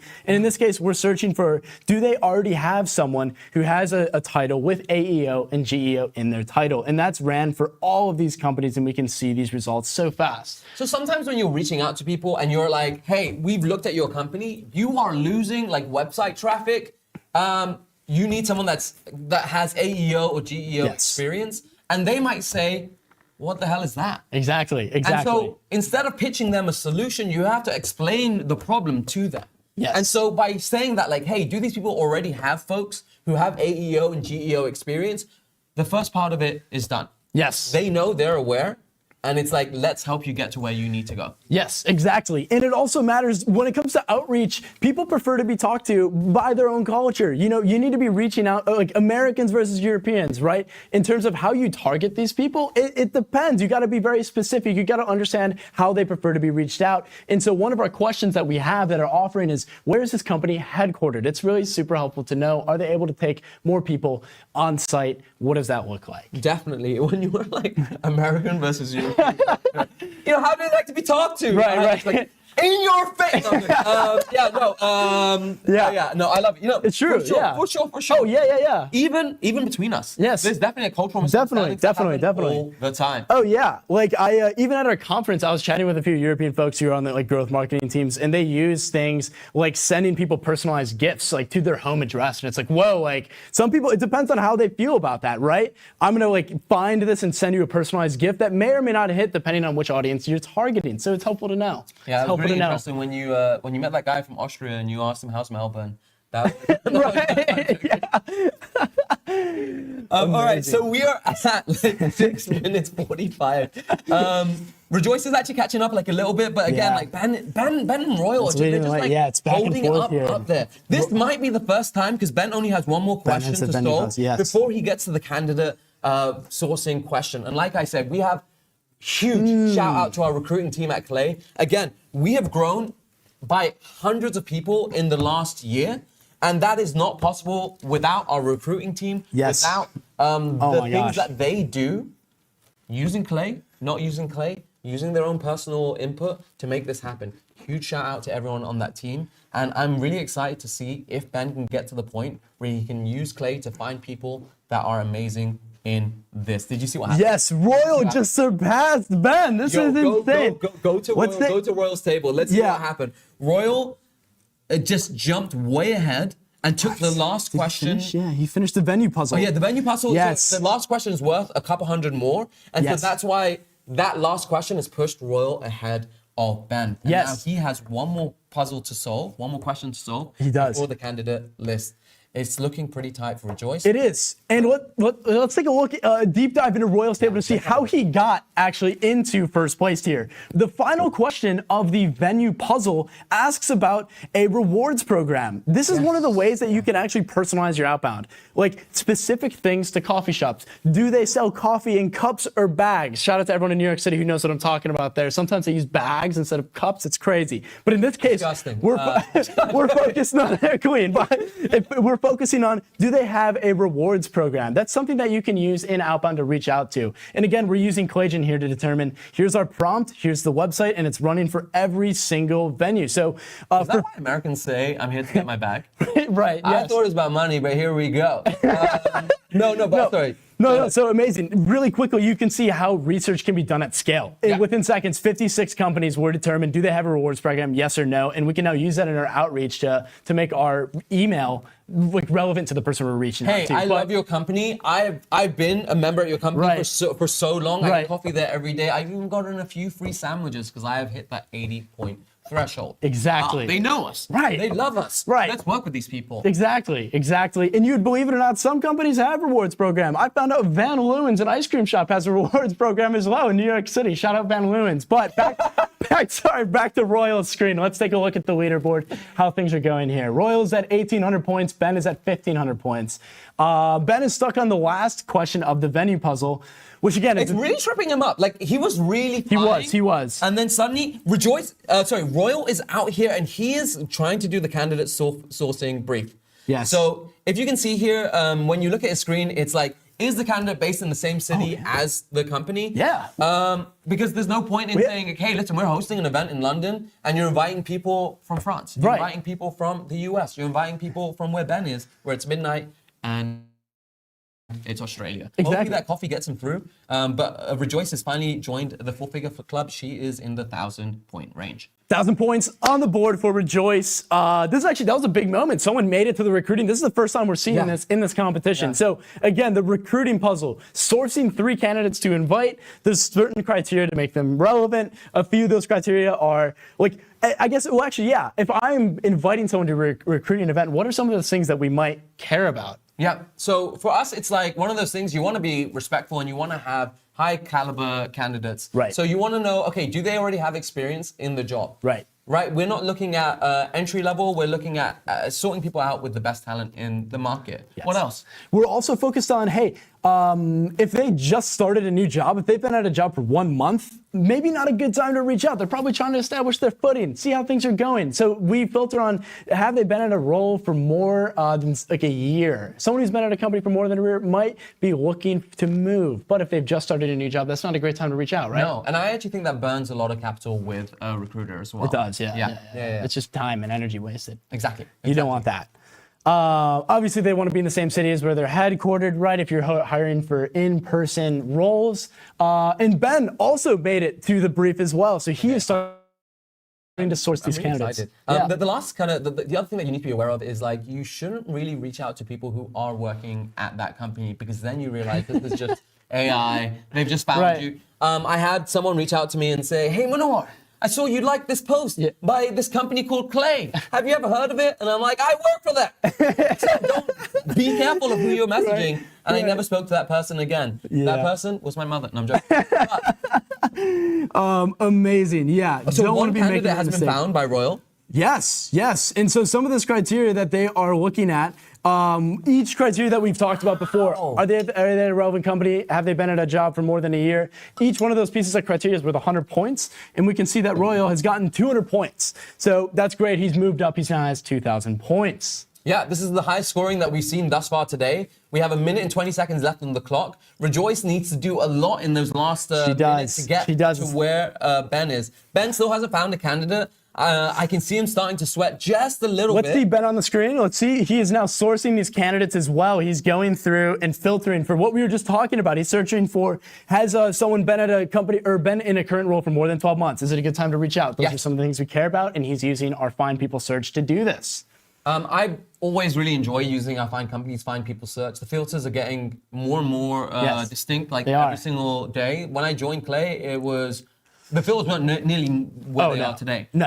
And like a lot of this has come through customer feedback. Customers are just like, hey, listen, when I'm looking to hire people, I want to know these specific things, and they get added to the product. Yes. Jump into the community Slack and just give feedback directly to our team. Yes, Royal's looking stressed. He submitted the last candidate, which is now being scored, and it got positive points. So he has made it to drafting an email. This is the first person. He's the farthest person that's made it this far. Maybe we didn't over-engineer. Yeah, this is good. Okay. Incredible. So what Royal is doing right now, he just received a brief of how to reach out to the person. I don't think he's going to do this. He's not going to have time. We have 10 seconds. This is, But he's just going for brownie points. You got to do it. We love. Let's go. Okay. Come on. Okay. 7, 6, 5, 4, 3, 2, 1. Rejoice has been eliminated. Knocked out of the tournament. Our champions who are going to go through are Royal and Ben. Again, it's really hard to see that happen. Ouch. Yeah. Wow. Again, mixed feelings. Yes. Super happy that we have 2 people going through. A little bit sad for those who didn't make it. Yes. Rejoice and Edem, it was wonderful to have them. Yes. But let's move on and speak to our champions for today. Yes, Ben, Royal, farthest guys who have made it in the competition so far today.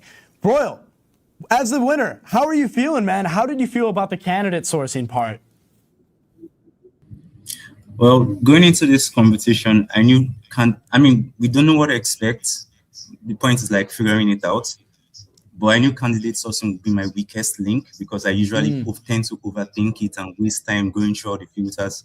So I drilled in 6 rounds last night, and thankfully it paid off. Do you know, honestly, part of me wanted you to either come first or last. When you were like ready to rumble. I'm like, if you said ready to rumble and you lost, hilarious. If you said ready to rumble and you came to win, also pretty amazing. You smashed it. Can I just ask one final question? If you want to shout out anyone at home who's watching you just like smash this competition.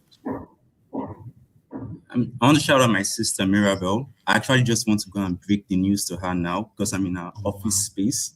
I also want to shout out my manager, Alejandra. So big ups, both of them. Alejandra and Mirabel, thank you for supporting Royal thus far. Royal, what a graceful champion you are. Congratulations. We'll see you in the next round. And Ben, again, like last round, you smashed it. This time, you were ahead for a good 12 minutes of this competition. And we just thought you were being methodical. You were smashing it out. Where did you slow down in that bit? Yeah, I forgot to take one of my filters off. So when I was running everything, I was only doing a subset, unfortunately. Oh, sure. Yes. You got to make sure you have the right companies, right? Well, wow. Okay. Amazing. You say unfortunately, and yeah, I mean, you're still through to the next round. So like, sorry, it sounded like quite a demure start. Like, dude, congratulations. Well done. Seriously. How you feeling? Yeah, pretty good. No, I mean, yeah. Other than that, it wasn't too bad. So no, good to be through to the next round. Stoked. Good. Congratulations to you both. We're gonna chat to you a lot later. Go tell your family. Go tell your friends. Wake people up, Ben. They deserve to know. Yo, how are you feeling after I'm that? feeling pretty good. I'm feeling really good. It was so cool to see everyone make it to the final puzzle. Actually, that was great. This is amazing. Yeah, I mean, I think we're going to see more and more people get to that stage. Yes, yes. It was kind of crazy to see Royal almost basically start to attempt that final question. No one's gone there yet, so we don't even know. They don't know what it looks like. Yes. And it's different for every single like round, but it's pretty sick. Yeah, it was cool. It's cool. With sneak peek, hopefully someone makes it to the email part of the next prompt that people are going to be going through. Again, in the comments, shout out the people that have made it. These lot are champions. They've been training for a while. We've spoken to them throughout this journey. It's been pretty exciting for us on this end. Yeah, we are going to be moving on. What's the next bracket here today? The next bracket, up next, we have the European brackets. Let's go. It's going to be going on. We're going to be taking a step back and coming back in around 20 minutes for the European bracket. So stay tuned. Hopefully someone makes it that email prompt. Keep that energy high. We'll see you in a bit. Yes. Ciao, everyone. See ya. Bye.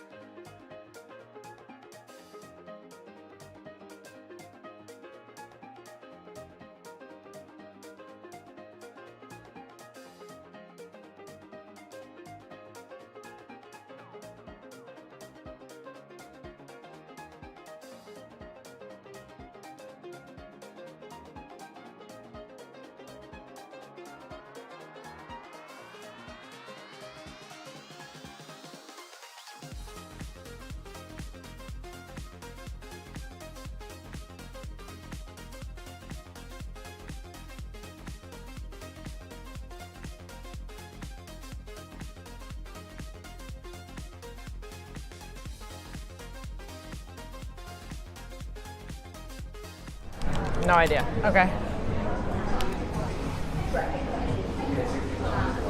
Did you guys order? Oh, sorry. Oh no. Oh my god. Holy f. Okay, let me call you back. I have to jump into a meeting. Whoa, bomb, bye. Hello, Gabby. Hi. How are you doing? The day started before we got here, but it's good to be here. Amazing. I'm Gabby Bornstein, and I lead our post-sales strategic accounts team here at Clay, also known as Strategic Growth Strategy. And what that means is it's everything that happens after the sale, from customer onboarding throughout their growth. We own renewals and expansions. So really making sure that people get value out of Clay. And that includes launching their first use cases and then helping them uncover new ones. I mean, I can wait a couple of hours until we get a response from her. But if she doesn't approve the PO and Dan's not even aware of the spend, I'm like, what is going on here? There is no average day in my job. I'm basically running around between the floors. What are you doing? You're on a call. In and out of meetings, on calls with customers, working with our team across functions. So I work a lot with finance, with our go-to-market engineers or our sales team, as well as with our product team. So we're about to host a customer spotlight with HubSpot. And we have our main power user here, Ferris. And we'll see what everyone learns.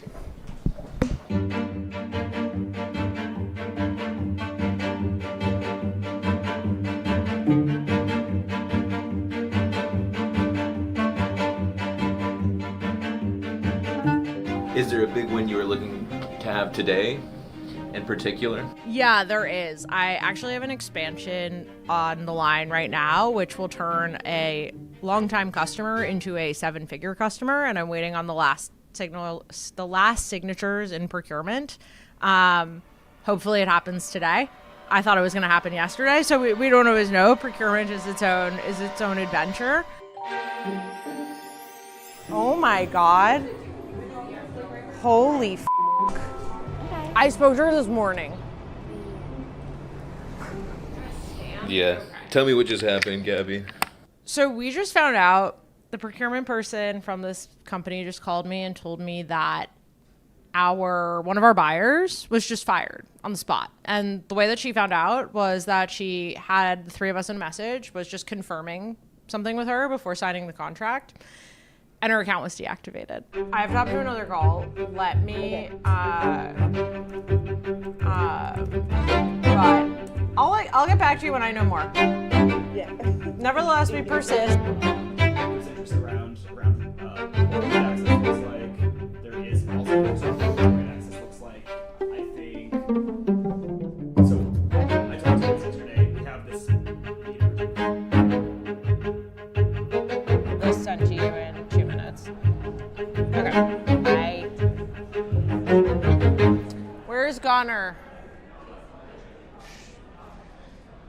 Oh.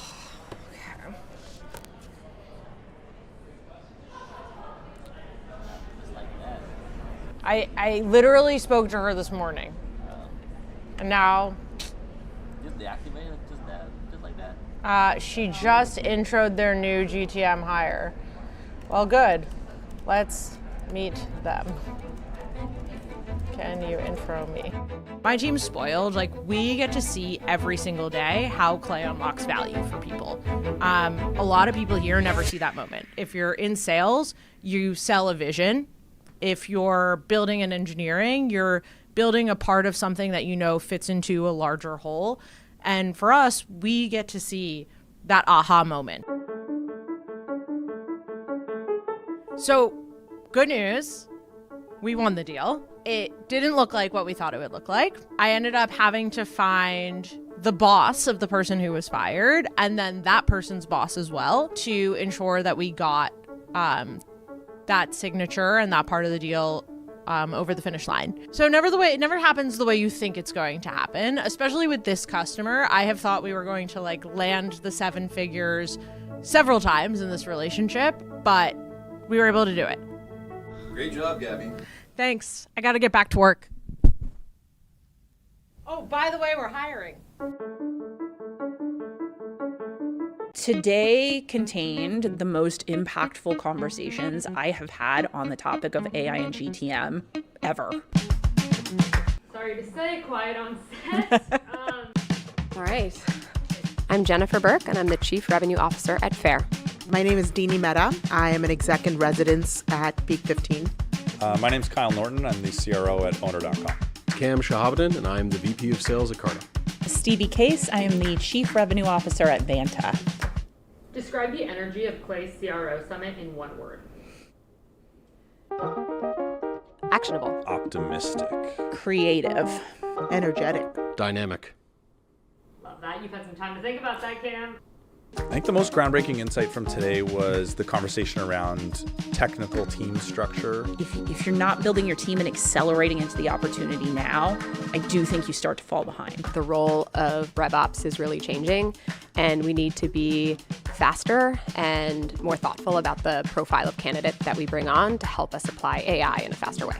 Every single CRO in that room today talked about a different approach towards application of that AI. I learned about Clay at a Women in Sales leadership dinner when Stevie from Vanta was talking about how she's onboarding this really wonderful tool. Certain CROs are completely reinventing themselves in this role. It's not just about the way we're running our teams differently. It is truly like a personal amplification, segmentation, application, orchestration, and multiplication of the work that we do. So much is starting to overlap. The gap between sales, growth, RevOps, data, applied AI, business systems, it's getting pretty murky, and so I feel like I have a clearer idea of how to think through that problem. What do you think was the secret ingredient that made this summit different from every other revenue leadership event? I think it was the size. I think when you do something this small and intimate, you're actually going to get much more truthful answers in a much more organic way. Every single person I bumped into was doing similar things in a same, like, very senior role. So I met a ton of folks that exchanged phone numbers with, and I'm going to have in the Rolodex now. So if a fellow CRO was on the fence about attending next year, what would you tell them? Show up. It's worth your time. Don't hesitate. Change your travel plans and make sure you make time for it. Definitely come. Yeah. It's definitely worth it and extremely actionable. Today contained the most impactful conversations I have had on the topic of AI and GTM ever.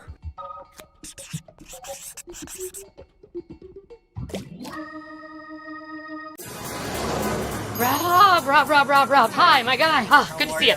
Okay, I need 45 cookies, the rainbow ones. 4 fruit tarts and 3 Napoleon. Okay, and then can I do like 3 slices of your Sicilian cheesecake? Oh, 3 lobster tails. And I'm gonna need like, I don't know, maybe 10 cannolis. It's covered. Venero's has been on 11th Street since 1894. What would I do without you? I grew up in this place. My father before me. That's him with Sinatra. We used to call him Cheech. People ask me how Venero's has lasted for over a century. I think it's simple. We make the best cheesecakes, cannolis, strawberry shortcakes, cookies, pastry, gelato, so people don't have to make it themselves. It all starts back in the bake shop. Angelo, our pastry chef, and his team are in before dawn. They're the best in the business. Hey, how's it? Can I get a couple of cannolis, please? Absolutely. Everything comes right here.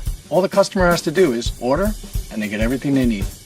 Clay just launched MCP for sales reps, and they told me it works just like that. It's like how your ops team does the hard work building in Clay. So it's easy for your reps to prospect. It's called prospect, right? Meanwhile, sales reps just have to have a conversation in the tools they already use, like Claude or ChatGPT, and everything ops built is already there for them. That actually lets them spend more time talking to customers, whether it's deciding what accounts to prospect into first, using context from audiences to tailor messaging, or running a function to personalize outbound. It's all just a chat message away. It's like this. Why would you want to make a cheesecake yourself? You'd use some generic recipe and it would come out different every time. So why should reps work any differently? Generic and mediocre won't move the needle. So if you got the workflows, the data, everything you need to be unique and right every time, use it. And just like I control what we make, how we make it, your ops team decides what each rep can use and how much they can spend all in one place. Now sales reps have access to the power of Clay without changing how they do their work. Just like our customers can get the best of Venero's right here at this counter. Things you just can't make yourself, and you don't need to. Hey, can I get a strawberry shortcake? Absolutely. Follow me. Thank you.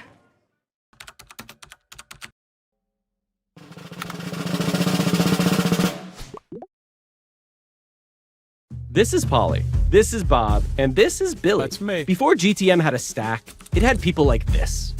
The client always wanted more leads. Sure. You want more leads? Go open the phone book, start at A, and I'll see you at Christmas. I was the source of truth before truth even had a source. I kept everything connected. Call sheets to invoices, invoices to the mailroom to Denise to God. The whole company ran on paper clips, adrenaline, and my left shirt pocket.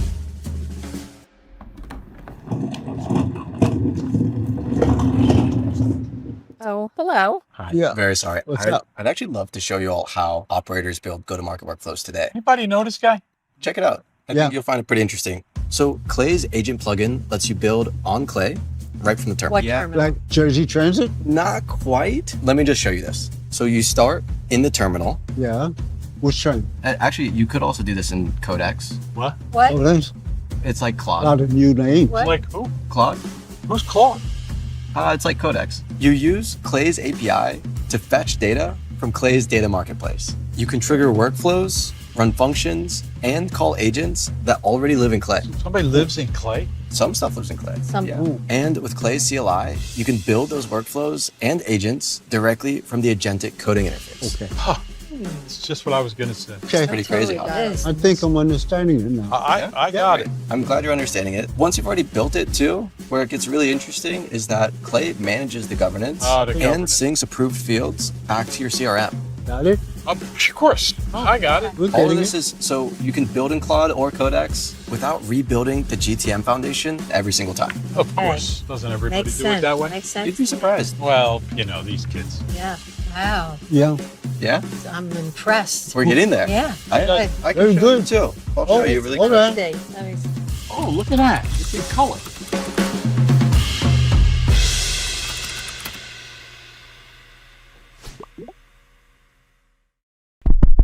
I'm Matt Strayton, and if you've travelled by train into London, then you've probably heard my voice. Please mind the gap between the train and the platform.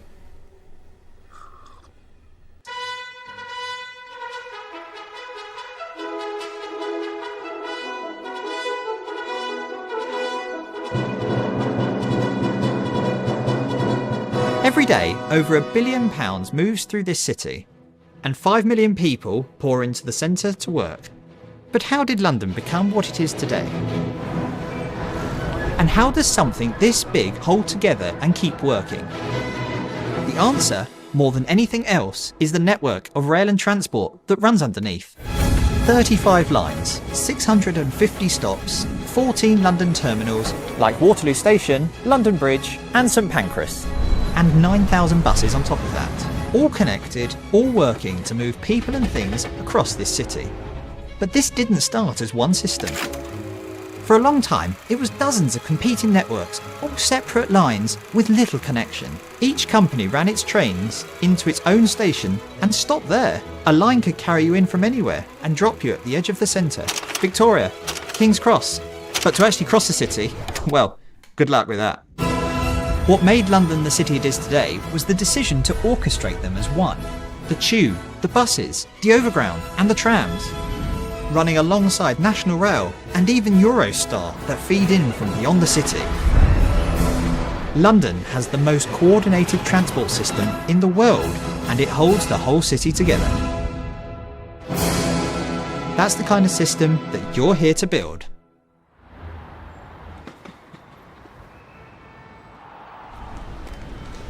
GTM in GMT is now in session.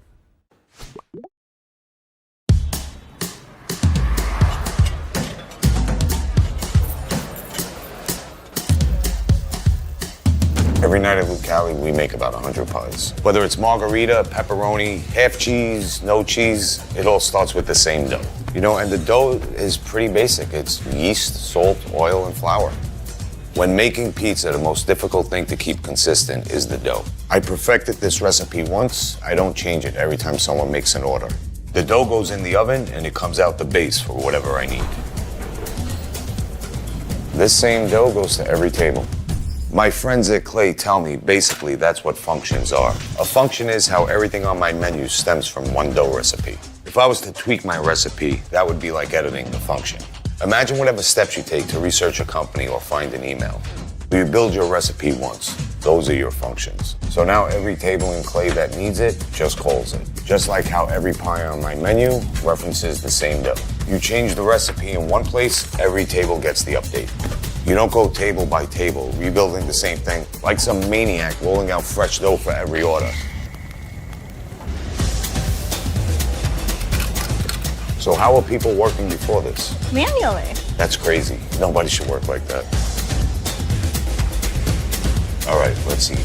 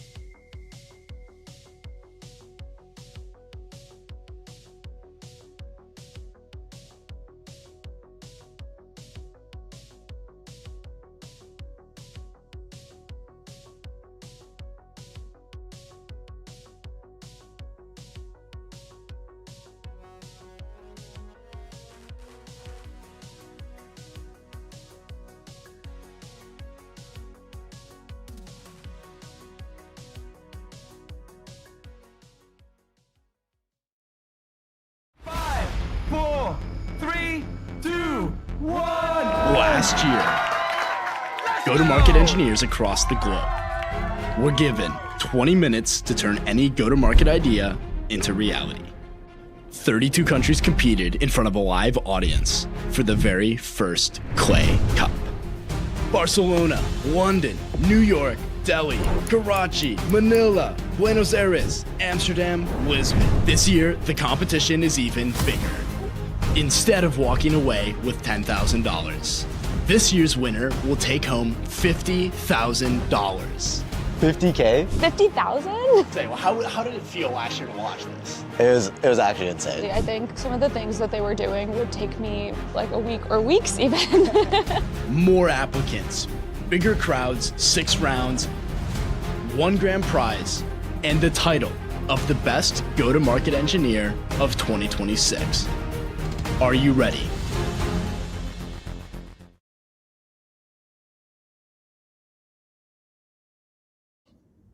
A Cup round 3. We are here going through the European bracket in this round. How are we feeling, Manowar? Dude, I'm feeling pretty psyched. We got 3 brackets through, and we only have 2 more. So we have 2 brackets through. We got these last 2. Yes. For those who are joining us fresh now, my name is Munawar.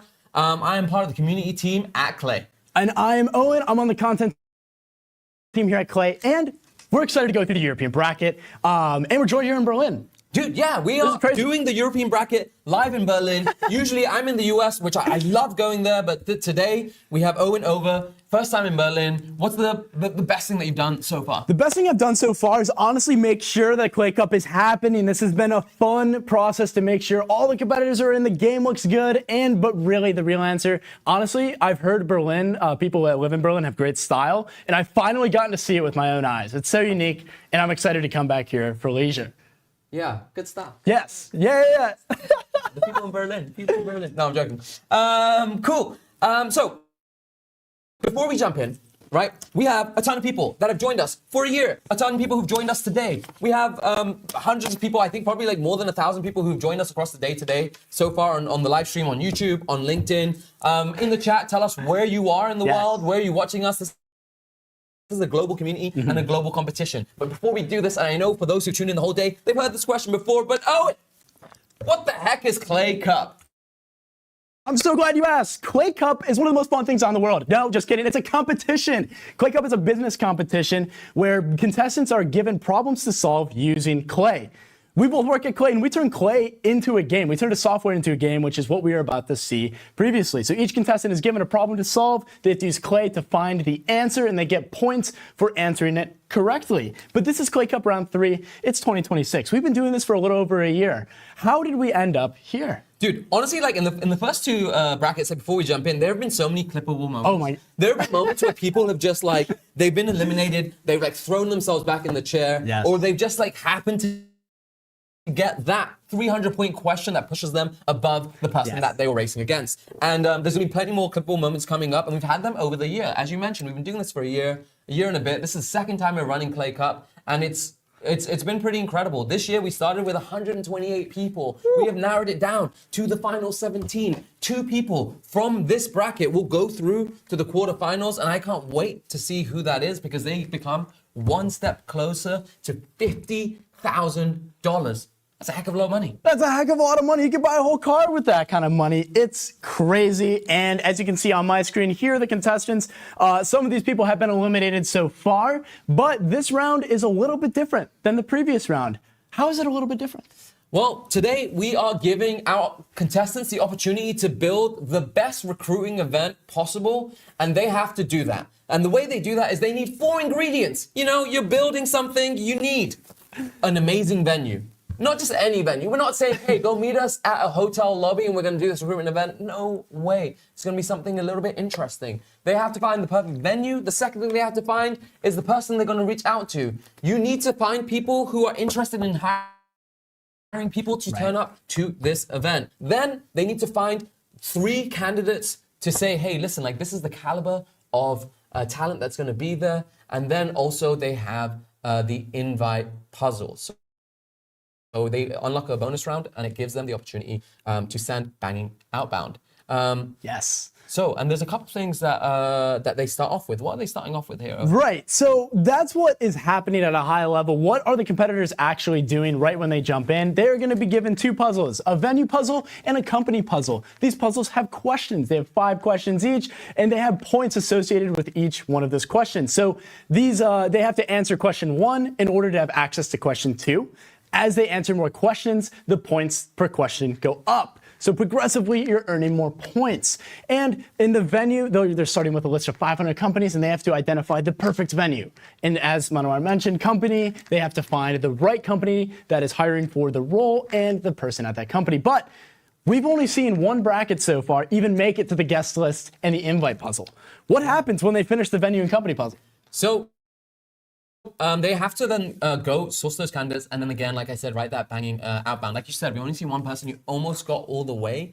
Like I said, I'd be surprised if anyone finishes everything that we've laid out for them. If they do, they're pretty much safe. They're through to the next round. I'd be pretty excited to see if someone got all the way. I would be very excited. Yes. Royal, one of our last competitors, made it to the final email, and he didn't finish it, but he got there, and that gives us hope.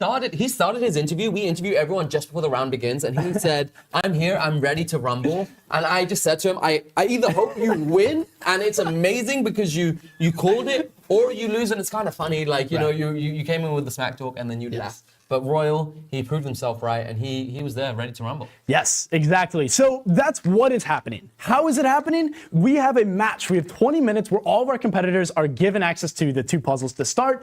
And after 10 minutes, 2 competitors are going to be eliminated from this bracket. And after the final 20 minutes, once 20 minutes is up, the final person is eliminated. So 2 people from this bracket are going to move on to the quarterfinals for a chance to win $50,000. And each competitor, it's not just free range, guardrails. You need guardrails for AI, right? Oh my goodness, you need guardrails for everything. These people, hate to use a tired phrase, but they are cracked GTMDs. And if you let them do whatever they want, they will build a thing that I don't even understand what's going on. You know, and this is something that the guardrails get more and more relaxed as we go through the rounds. But for today, this is a Clay native round. Yes, so competitors have to stay in Clay. They have access to all the integrations, AI columns, all the data providers, functions, formulas, etc. They have access to everything in Clay, meaning, except for one thing, and that one thing is Sculptor. Sculptor is our AI chatbot that helps you build tables, and it's actually, over the last year, gotten insanely good. Like, it's really great. But the thing is, in this competition, we're not trying to measure the success of Sculptor, we're trying to measure how great are these candidates at using Clay. Dude, I just realized why they call it Sculptor. What? We are Clay. Sculptor. Oh my goodness. No, I'm joking. I need the whole time. I was gonna say, I'm like, yo, what? Sculptor's gotten really, really good. And it's come a long way since it was first released in beta. The final thing that we have to say is to keep this fair, we have people at the Clay office who are watching people's workbooks. They're watching them with cameras on. They have their microphones going. So we know that like everything is fair and that the people are able to compete at a level playing field. Yes. Now, with all of that being said, without further ado, let's meet our Europeans who are going to be representing their respective countries. Yes, so we're gonna have 5 people who are calling in from all over the world right now. And let's meet our competitors. Let's do it. First up, Max, who's joining from Amsterdam. Max, how are you doing on this fine Friday, and how are you feeling before heading into this round? I'm doing good. I'm doing good. Let's have some fun. Let's go. Let's have some fun. Let's go. do it, man. We love to hear it. Amazing. Great positive vibes. Who's our next contestant, Manowar? So we're going to jump to Ruben, who is in Belgium. It's slightly less bright over there from his back window. Ruben, how have you been preparing for this tournament? Hey guys, so just asked class to prep me some example questions. Did some stuff in Clay, but nothing too much. It's actually my last call before I go on vacation, so I want to get it over with and hopefully win it, and then I can go on vacation. Let's go. Let's send you into vacation on high spirits. It's always really interesting when people are training AI to train them. I find that like so sick. What a loop. Right? And amazing. Thank you, Ruben. Our next contestant, Leszek. How we doing? Joining from Warsaw. Where are you calling in from? Yeah, how's it going? Actually, I'm at the company offsite right now, somewhere deep in rural Poland. I trained a lot for this, mostly my chest and biceps, so I can click faster. Let's go. Yeah, feeling good, feeling ready. It shows. It does show. Nice. No, it would be really cool if you happen to go through. Again, we're all unbiased. I want everyone to go through. That's not unfortunately the case today. Right. But if you happen to go through, you're gonna be the most popular person at your company offsite. So good luck. Hopefully it goes well for you. And then we move on to Sophia with the massively colorful background. Always good to see. How are you and where are you calling in from today? I'm calling in from Poland, but I represent Ukraine. Let's go. Woo! Amazing, amazing. How are you feeling before today's competition? really nervous, and I hope that my hands stop shaking at some point. Oh my gosh. Well, we're excited to jump into this. Before we do that, our final contestant, Alfredo, what's up, man? Good to see you. How are you doing on this fine Friday? Doing good, guys. I'm calling in from Milan, and yeah, I mean, I'm ready to rock. Let's go. Okay, I love it. I love the confidence. I love the honesty. I just love these people, man. We've come a long way with them. Yes, it's been a journey. They're really, really key members of our Clay community, and we wish them all the best of luck. But we're gonna do the thing where we say hands up. Show your hands up. We're gonna give a big countdown just to make sure that everyone starts at exactly the same time.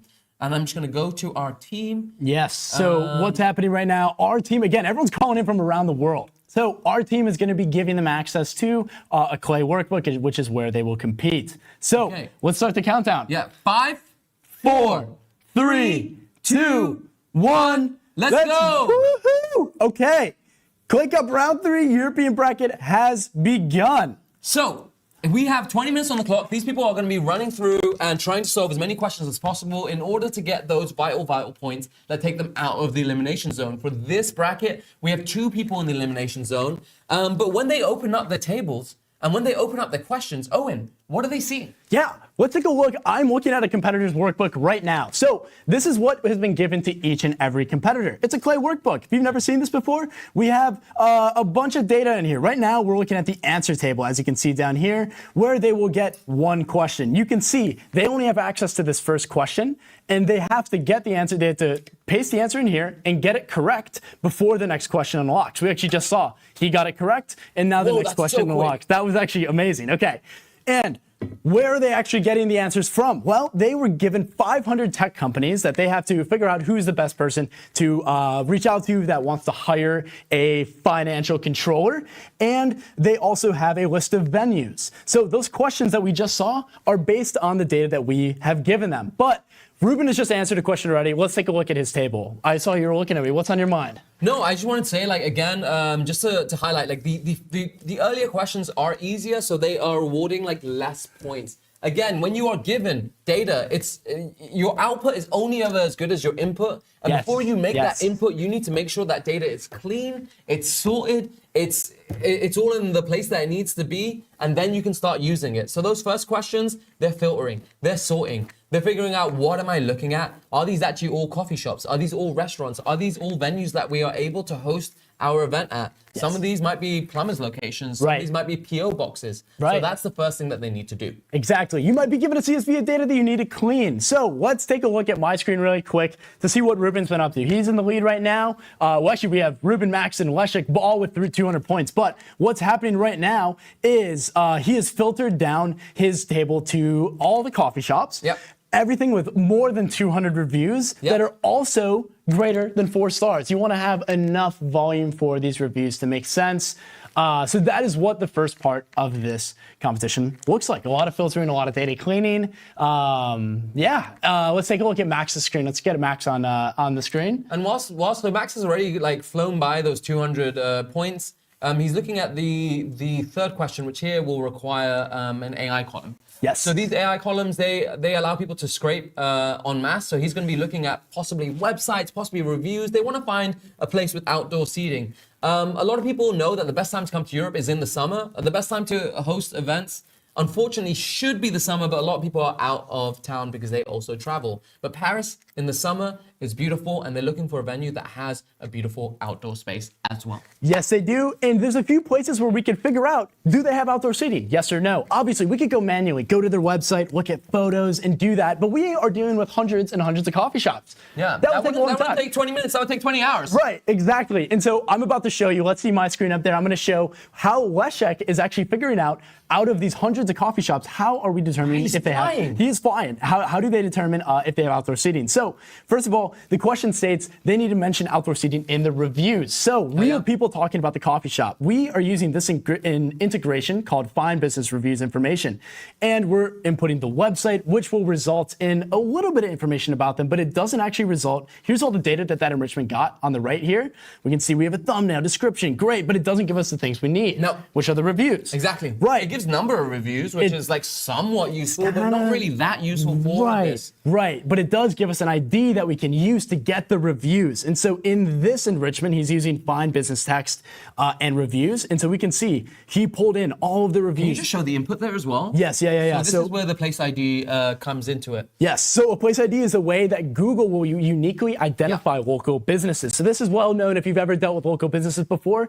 We are now finding all the Google reviews associated with that place ID. And that's all seen here. So he's now running an AI column to say, do any of these reviews contain outdoor seating? Yeah, and there's an extra step that back to Leszek's screen. There's one extra step that he's taken, which is to use one of the enrichments to get that place ID. You can also use that place ID in the URL. The place ID is always there. So you could have just used a formula for free to get that as well. Yes, yeah. It depends on if you want a hard code search for outdoor seating, for example, or if you want to pick up more of the sentiment of a review, because some review might say, hey, their outdoor seating was terrible. Like, whoa, we don't want to do that, right? No. We want to use AI and get the sentiment of the actual message itself, and Clay allows you to do that at scale. It really speeds up research, right? Oh my goodness, this used to take people ages. Oh my God, are you kidding me? But do you know what is crazy? Look at this leaderboard right now, all within 200 points. This is oh man, this is the super largest, the largest bracket. Yeah, this is kind of nuts. And they're already going to like different. Every single person except for Sophia has gone to a second table. Yes. Oh, and Ruben hasn't either. Yes. But Ruben is ahead, so he's using depth over breadth, and it's serving him well for now. But that might be something, and just as I was saying it, Leszek's strategy for dividing and conquering is working pretty well. He really wants to be the most popular guy at his offsite, and I think he's getting there. He is definitely working towards it. What? Can you imagine just going around being I'm a Clay Cup quarterfinal? Right. I can't even say that. No, I can't either. He has identified all the shops that obviously have outdoor seating, et cetera. We already talked about that. But what else is new?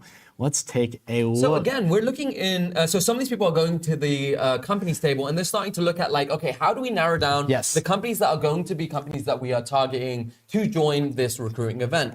And so one of the fields they're looking for is, do these companies have more than $500 million of company revenue? Now, there's many ways to do this in Clay. Right. There's many ways to do it, but what would you say is, as a Clay expert, right. You don't have a Clay certificate, but I've seen you fan through tables. What is your go-to method for this? I'm honored.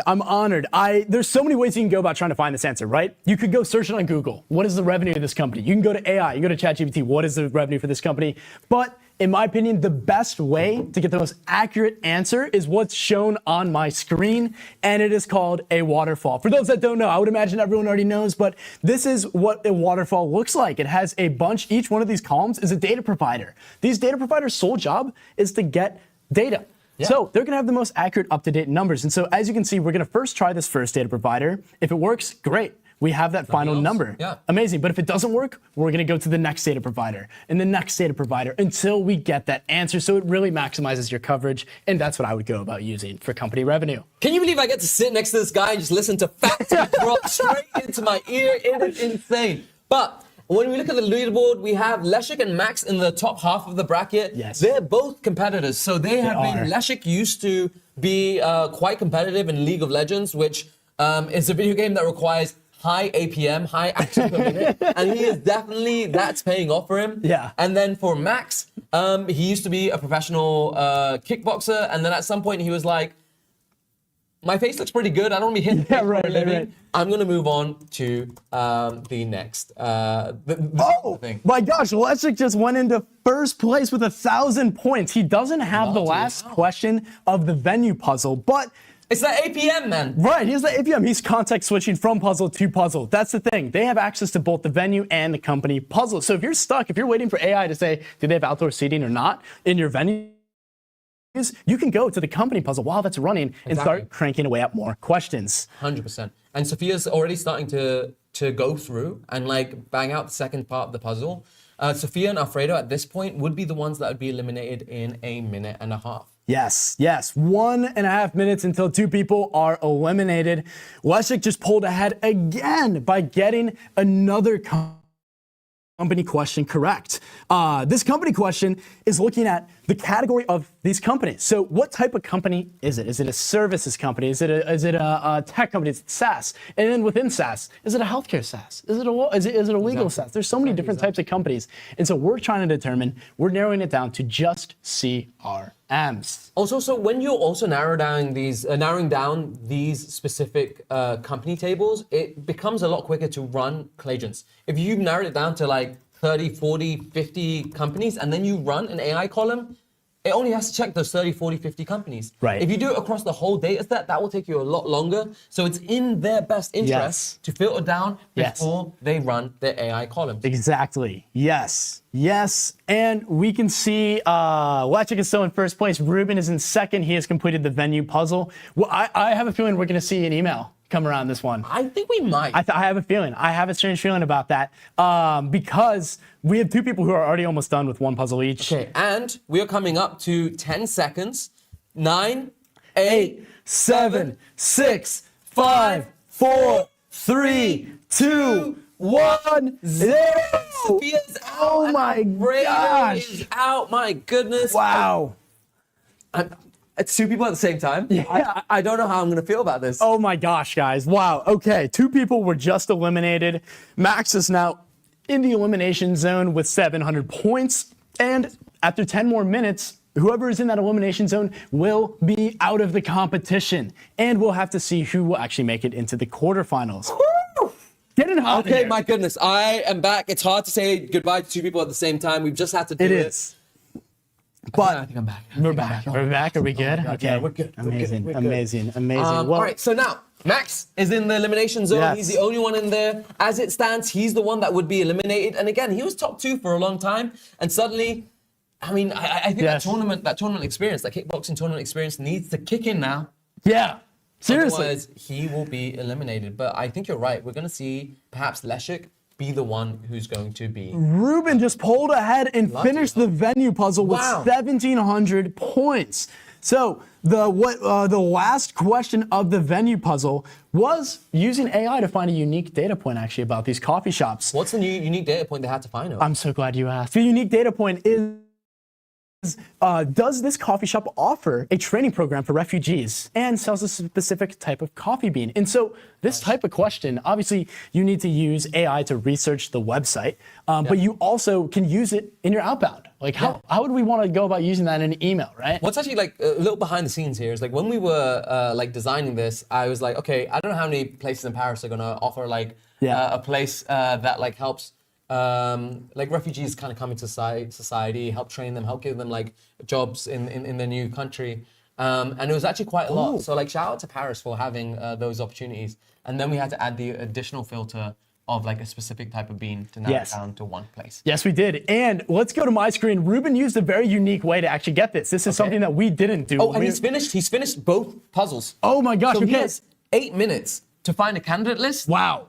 And then also do outbound. Okay, incredible. We're gonna have to come back and see that in a second. But before we do, looking at Ruben, how he got that data point, he first used Clayagent. This little icon, this is Clayagent. Let's see, zoom in. What a great hat. Right? Fantastic hat. So it's a prompt. It says, okay, let's find this data point, and it will go scrape the website, determine yes or no, do they have a training program for refugees? There's also another enrichment called Scrape Website, which is actually, it might be cheaper if you don't have API keys. It's only 1 credit, and that pulls the entire HTML from a website that you can then filter for. If they have, if on their main page they have a specific bean, which he is doing in this formula column right here. And one of the guardrails we didn't want to give to people was to feel constricted by like a credit limit, a credit spend. Yes. So for this round, they can go Hail Mary. Yes. Spend as many credits as you want to get where you need to go in 20 minutes. And really quick, we also have this thing. I just wanted to shout this out because this is saving my life. The meta prompter. If you don't know what a meta prompter, you can just type in plain English what you want this formula to be. So let's say this is a checkbox, right? It checks true if a condition is met. In this case, the condition is, do they contain Brazilian espresso, the bean that we were asking him for? Yes. And you can just ask in plain English, does this website have that? Like, does that text have that website? And it's able to do that. I just want to shout that out. That's impressive. Let's go back to Ruben's screen and see what he's up to. Cool. It's also like really interesting when you see people who have used Clay or are very familiar with AI and they're like, how do I do this very quickly? You'll see some of their prompts in the AI agent like columns are like return a Boolean. Yes, no. Do not return description. Do not I just need the simplest thing as fast as possible. And those kinds of things actually make a huge difference my gosh, yes. when you're going over 200 columns. Oh yeah. Are you kidding me? And on token spend as well, if you're using your own API keys, you want just fewer tokens spent in general, right? Oh yeah, for sure. Limiting the response will help you save tokens, save money, and get you the answer faster. And we're all about saving money here. Amen to that. And that's why we're giving away $50,000 in Click Up round 3. And honestly, what I'll say is the money is amazing.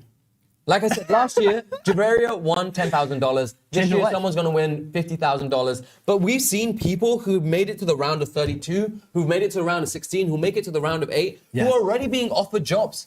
I wouldn't, they found jobs through this because they are seen as champions in their own right. And you know, for me, I meet up with a lot of these people afterwards. We speak to them on Zoom when we're preparing for calls. And some of the stories that are coming out are really, really, really incredible. They really are. It is really a worldwide, bringing the world together in a way that's never been done. It's actually kind of nuts. It's really nuts. This is really cool. It's really fun. Yeah, I don't know. It's just so cool. It's so cool. It is.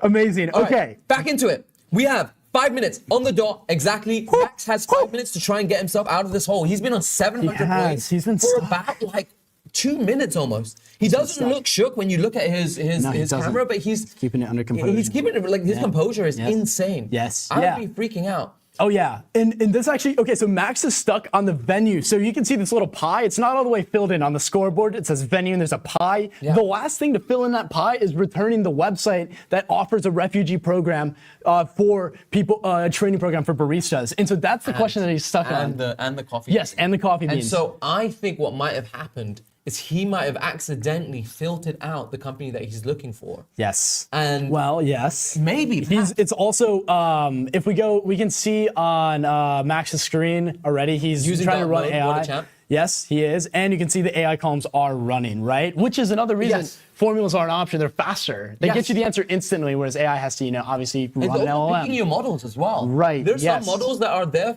for being in depth. They're a bit more expensive, and there's some models that are speedier. They go less in depth, and it's trying to find that balance as well. Absolutely. Let's take a quick look at my screen and look at some of those models, actually. Oh, yeah. For those that don't know, we have an AI agent that can perform web research, and we offer so many different models. We have GPT, all the new models, Solterra, Luna, actually, that just launched. We also offer a bunch of Claude models. We also offer Gemini, Flash, etc. Just scrolling through some of these so you guys can see. And then even if you look straight at the top, we offer our own native models, which are fine-tuned for go-to-market engineering. They are. But back to Ruben's screen, who has answered. He has one candidate that has gotten a positive score back. Man, this is insane. It is. It is. I actually think I don't think he'll get there. No, he will. He will have probably about 2 minutes to go through. Yeah, I think once you get your first candidate, the next two are pretty easy to get through because you are generating a list that separates all of these criteria, and you just have to make sure, double check that you're not submitting someone who falls short of one of the criteria. Exactly. Yes, and they're given a brief that has criteria, right? What is this criteria? How do they even get points? Well, they're finding candidates for a recruiting event. Well, this candidate should be located in the company that where the company is based, which in this case is Paris. They should also have a relevant profile to the role at hand, and the role in this case being the financial analyst. Yeah. Another huge shout out to Steve, by the way. Massive shout out to Steve. Steve's at Clay. Steve is our financial controller at Clay. And he's one of these people where I was just like, yo, this guy is looking to hire people. He is. And I'm just like, okay, what if we could do that for him? Exactly. Right? Yes, that is what we're doing right now. We're brownie point. We're going to send these guys to Steve. Send this right to Steve. Yeah, so thanks, Ruben. Steve. Seriously. Give me more European colleagues. Ruben has 2 candidates that have now gotten points onto the third, and it's he performed a find people search. So in Clay, you can search for a bunch of people based on criteria, like what we were talking about before, and it pulls in a list of a ton of people that meet that criteria, and he can then submit. The answer he's submitting is a LinkedIn URL that on our end, as we were building this out, we actually had to scrape the contacts off of this profile to make sure they're relevant and then score it. And that's what's happening in the background. When he copy and pastes an answer into that cell, it has to go through this whole process to receive a score, which is now 2,500 points. And there are very few places where you can find accurate data from LinkedIn. Yes. And this is one of them. And so these people are used to doing this. They're used to finding companies, people information from the place where they're most likely to put it. Oh, yeah. i.e. LinkedIn. Right. Follow us. I'm joking. Come on. No, right.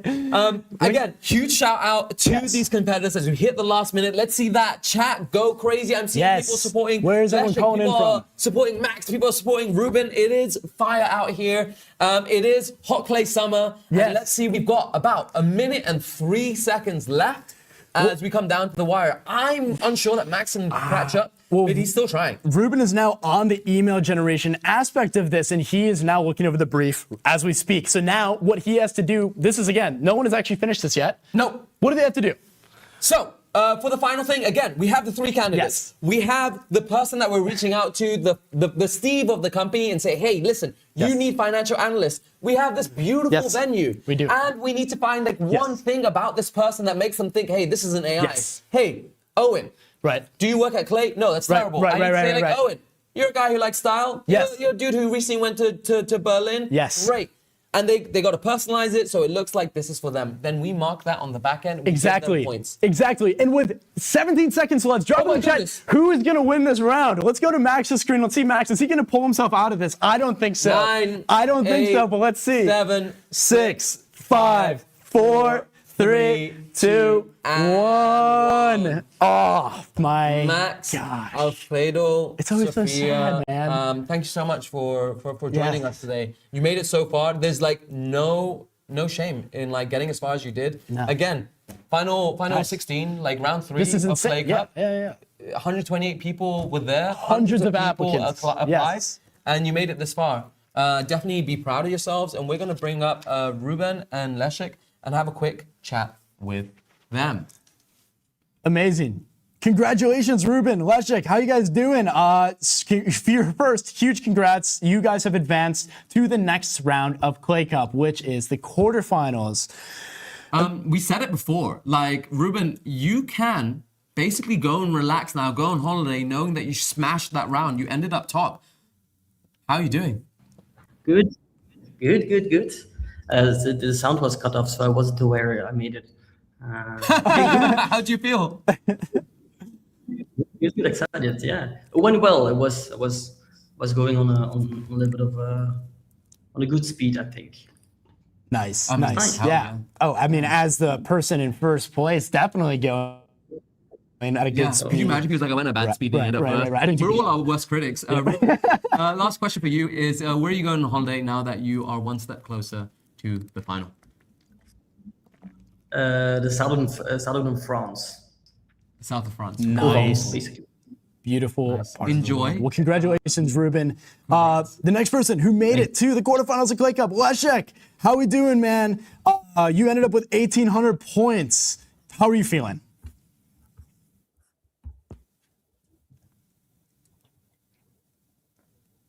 Amazing. So good. Leszek is clearly, his heartbeat is thumping so loud. Yeah. You can hear us above the adrenaline that's coursing through his veins. Yes. We'll get his thoughts a bit later, but Ruben and Leszek. Yeah, feeling good. I mean, I lost so That much is one time delay. trying to find a coffee place that offers barista refugee coaching programs. He's Yeah. hearing me now. Oh my gosh. We're gonna. Yeah, I used think this is gonna be such a 5 huge different, delay. Legend and Nice. Okay. Well, again, massive congratulations, Leszek. Seriously, you guys pulled it through and made it to Send the our love to quarterfinals. everyone at That company retreat. We went to company retreat a month ago. It was insane. Yes. I'm sure Leszek is going to be one hell of a popular dude there. We are down to our final bracket of the day coming up in about 25 to 30 minutes. It's been a journey today. How are you feeling? I'm feeling good. This has been exciting to see people as they go through, and the approaches they take have been different each round. Yeah. And we've seen people progressively get better. It's been fun to watch, man. I'm feeling amazing. How are you feeling? I'm feeling really good. I feel like I was like, nothing's really going to surprise me here. And I see people doing weird things with formulas. I see people finding ways to save time, save money, and save their own skin as they get through to the next round. Yes, seriously, this has been quite the experience so far today. And next up, we have the American bracket who will be coming on. As we mentioned, we're going to step away for about 20 minutes. But again, we turned our software into a game. We turned a SaaS company into a game. Join us in 25 minutes for the last round of Clay Cup round 3. Hit that like button, subscribe if you're new. We'll see you all in a sec. Ciao. See ya, guys. Woohoo!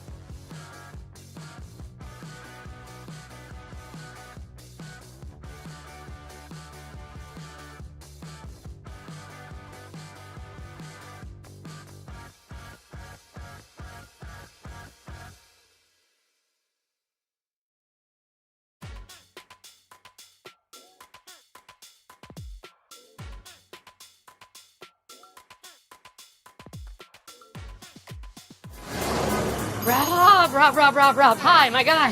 Good to see you.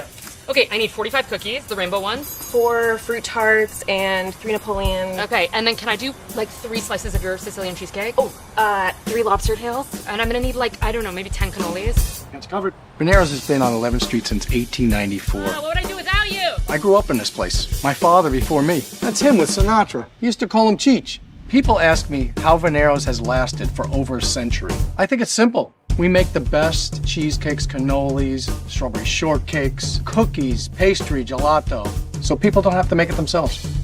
It all starts back in the bake shop. Angelo, our pastry chef, and his team are in before dawn. They're the best in the business. Hey, how's it can I get a couple of cannolis, please? Absolutely. Everything comes right here. All the customer has to do is order, and they get everything they need. Clay just launched MCP for sales reps, and they told me it works just like that. It's like how your ops team does the hard work building in Clay. So it's easy for your reps to prospect. It's called prospect, right? Meanwhile, sales reps just have to have a conversation in the tools they already use, like Claude or ChatGPT. And everything ops built is already there for them. That actually lets them spend more time talking to customers. Whether it's deciding what accounts to prospect into first, using context from audiences to tailor messaging, or running a function to personalize outbound. It's all just a chat message away. It's like this. Why would you want to make a cheesecake yourself? You'd use some generic recipe and it would come out different every time. So why should reps work any differently? Generic and mediocre won't move the needle. So if you got the workflows, the data, everything you need to be unique and right every time, use it. And just like I control what we make, how we make it, your ops team decides what each rep can use and how much they can spend all in one place. Now sales reps have access to the power of Clay without changing how they do their work. Just like our customers can get the best of Venero's right here at this counter. Things you just can't make yourself, and you don't need to. Hey, can I get a strawberry shortcake? Absolutely. Follow me. Thank you.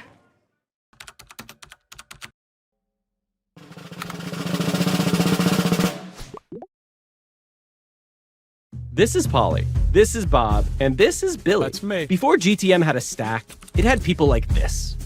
The client always wanted more leads. Sure. You want more leads? Go open the phone book, start today, and I'll see you at Christmas. I was the source of truth before truth even had a source. I kept everything connected. Call sheets to invoices, invoices to the mailroom to Denise, Denise to God. The whole company ran on paper clips, adrenaline, and my left shirt pocket.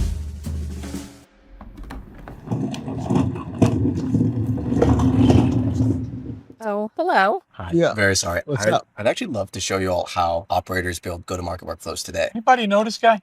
Check it out. I think you'll find it pretty interesting. So Clay's agent plugin lets you build on Clay right from the terminal. Like Jersey Transit? Not quite. Let me just show you this. So you start in the terminal. Yeah. Which train? Actually, you could also do this in Codex. What? What? Oh, that's It's like Claude. not a new name. What? Like who? Claude? Who's Claude?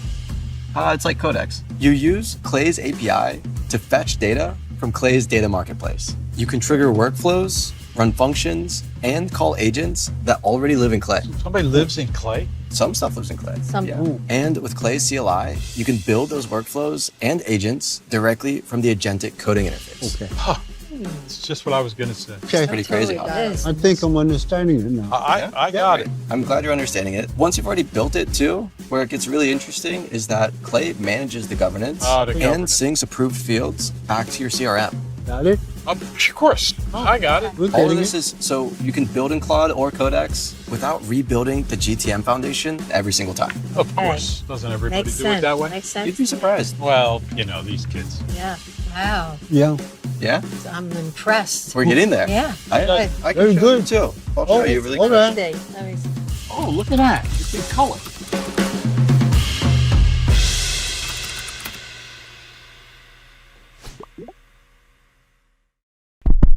I'm Matt Streeton, and if you've travelled by train into London, then you've probably heard my voice. Please mind the gap between the train and the platform.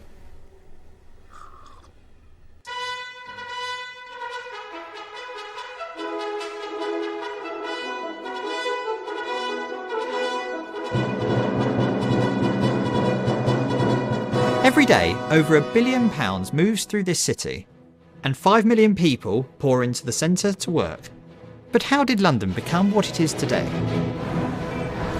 And how does something this big hold together and keep working? The answer, more than anything else, is the network of rail and transport that runs underneath. 35 lines, 650 stops, 14 London terminals, like Waterloo Station, London Bridge, and St Pancras, and 9,000 buses on top of that. All connected, all working to move people and things across this city. But this didn't start as one system. For a long time, it was dozens of competing networks, all separate lines with little connection. Each company ran its trains into its own station and stopped there. A line could carry you in from anywhere and drop you at the edge of the centre. Victoria, King's Cross. But to actually cross the city, well, good luck with that. What made London the city it is today was the decision to orchestrate them as one. The tube, the buses, the overground and the trams. Running alongside National Rail and even Eurostar that feed in from beyond the city. London has the most coordinated transport system in the world, and it holds the whole city together. That's the kind of system that you're here to build.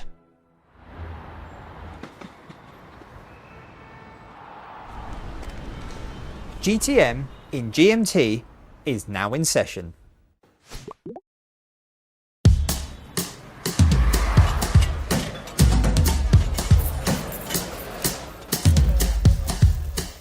Every night at Lucali, we make about 100 pies. Whether it's margarita, pepperoni, half cheese, no cheese, it all starts with the same dough. You know, and the dough is pretty basic. It's yeast, salt, oil, and flour. When making pizza, the most difficult thing to keep consistent is the dough. I perfected this recipe once. I don't change it every time someone makes an order. The dough goes in the oven, and it comes out the base for whatever I need. This same dough goes to every table. My friends at Clay tell me basically that's what functions are. A function is how everything on my menu stems from one dough recipe. If I was to tweak my recipe, that would be like editing the function. Imagine whatever steps you take to research a company or find an email. You build your recipe once. Those are your functions. So now every table in Clay that needs it just calls it. Just like how every pie on my menu references the same dough. You change the recipe in one place, every table gets the update. You don't go table by table, rebuilding the same thing, like some maniac rolling out fresh dough for every order.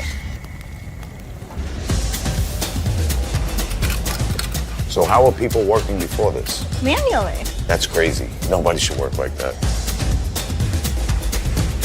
All right, let's see. No idea. Okay. Did you guys order? Oh, sorry. Oh no. Oh my god. Holy f. Okay, let me call you back. I have to jump into a meeting. Whoa, bomb, bye. Hello, Gabby. Hi. How are you doing? The day started before we got here, but it's good to be here. Amazing. I'm Gabby Bornstein, and I lead our post-sales strategic accounts team here at Clay, also known as Strategic Growth Strategy. And what that means is it's everything that happens after the sale, from customer onboarding throughout their growth. We own renewals and expansions. So really making sure that people get value out of Clay.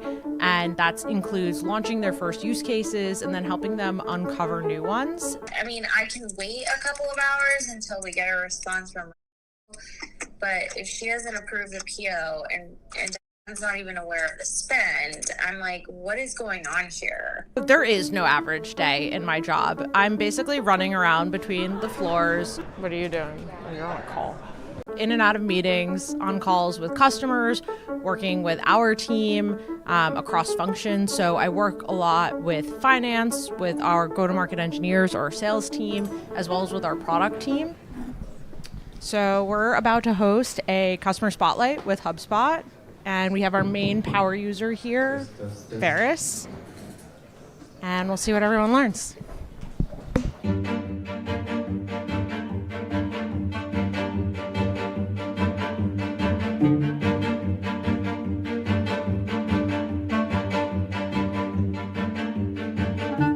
Is there a big win you were looking to have today? in particular? Yeah, there is. I actually have an expansion on the line right now, which will turn a longtime customer into a 7-figure customer, and I'm waiting on the last signatures in procurement. Hopefully it happens today. I thought it was going to happen yesterday, so we don't always know. Procurement is its own adventure. Oh my God.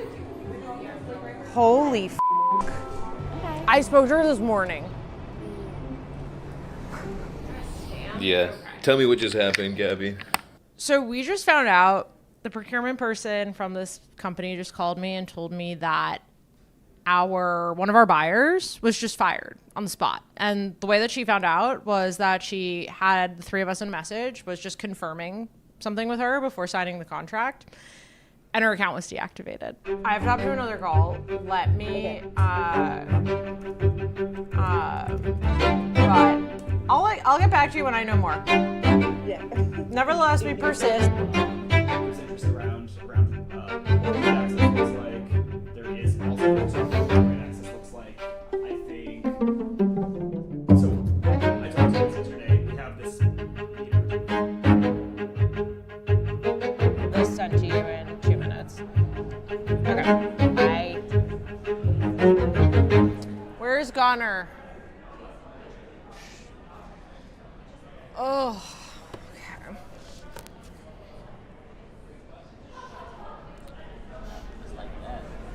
I literally spoke to her this morning, and now Just deactivate it, just like that. She just introed their new GTM hire.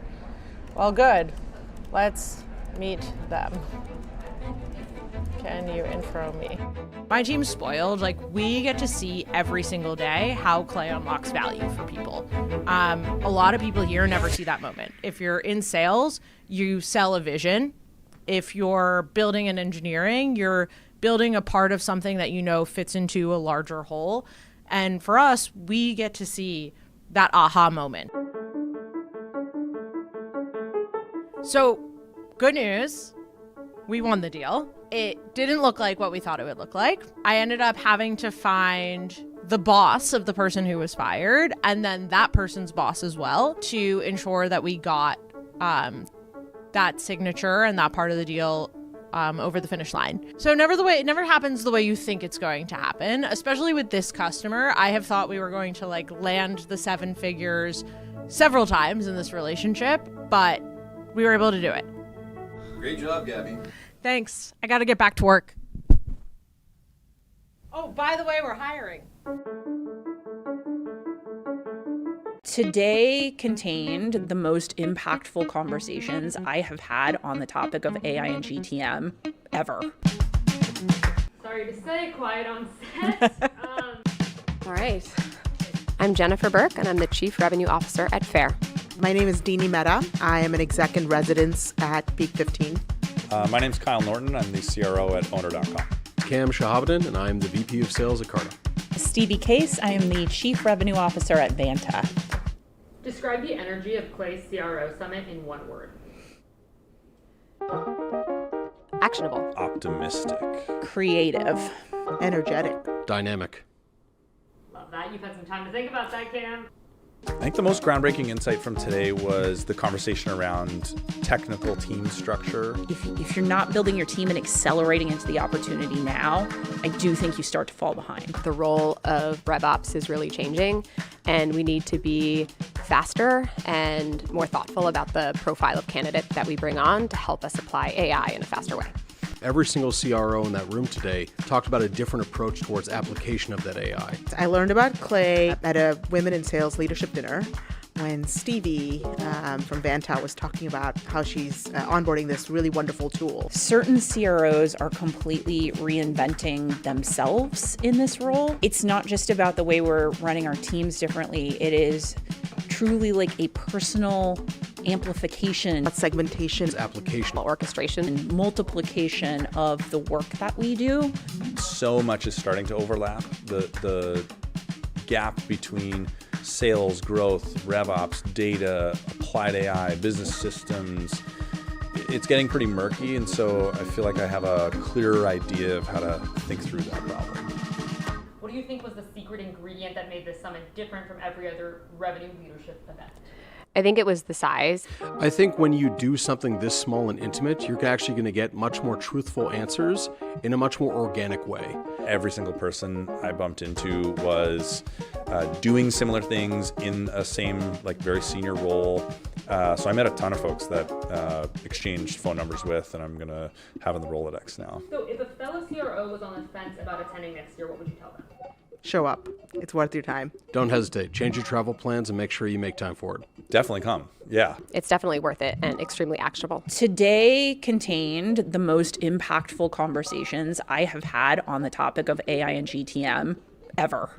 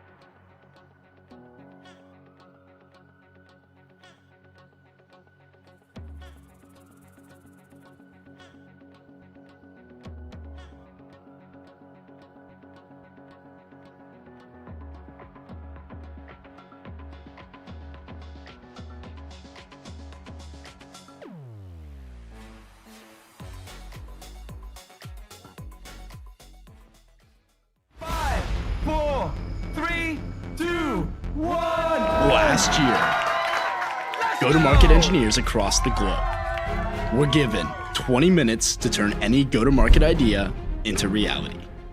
32 countries competed in front of a live audience for the very first Clay Cup.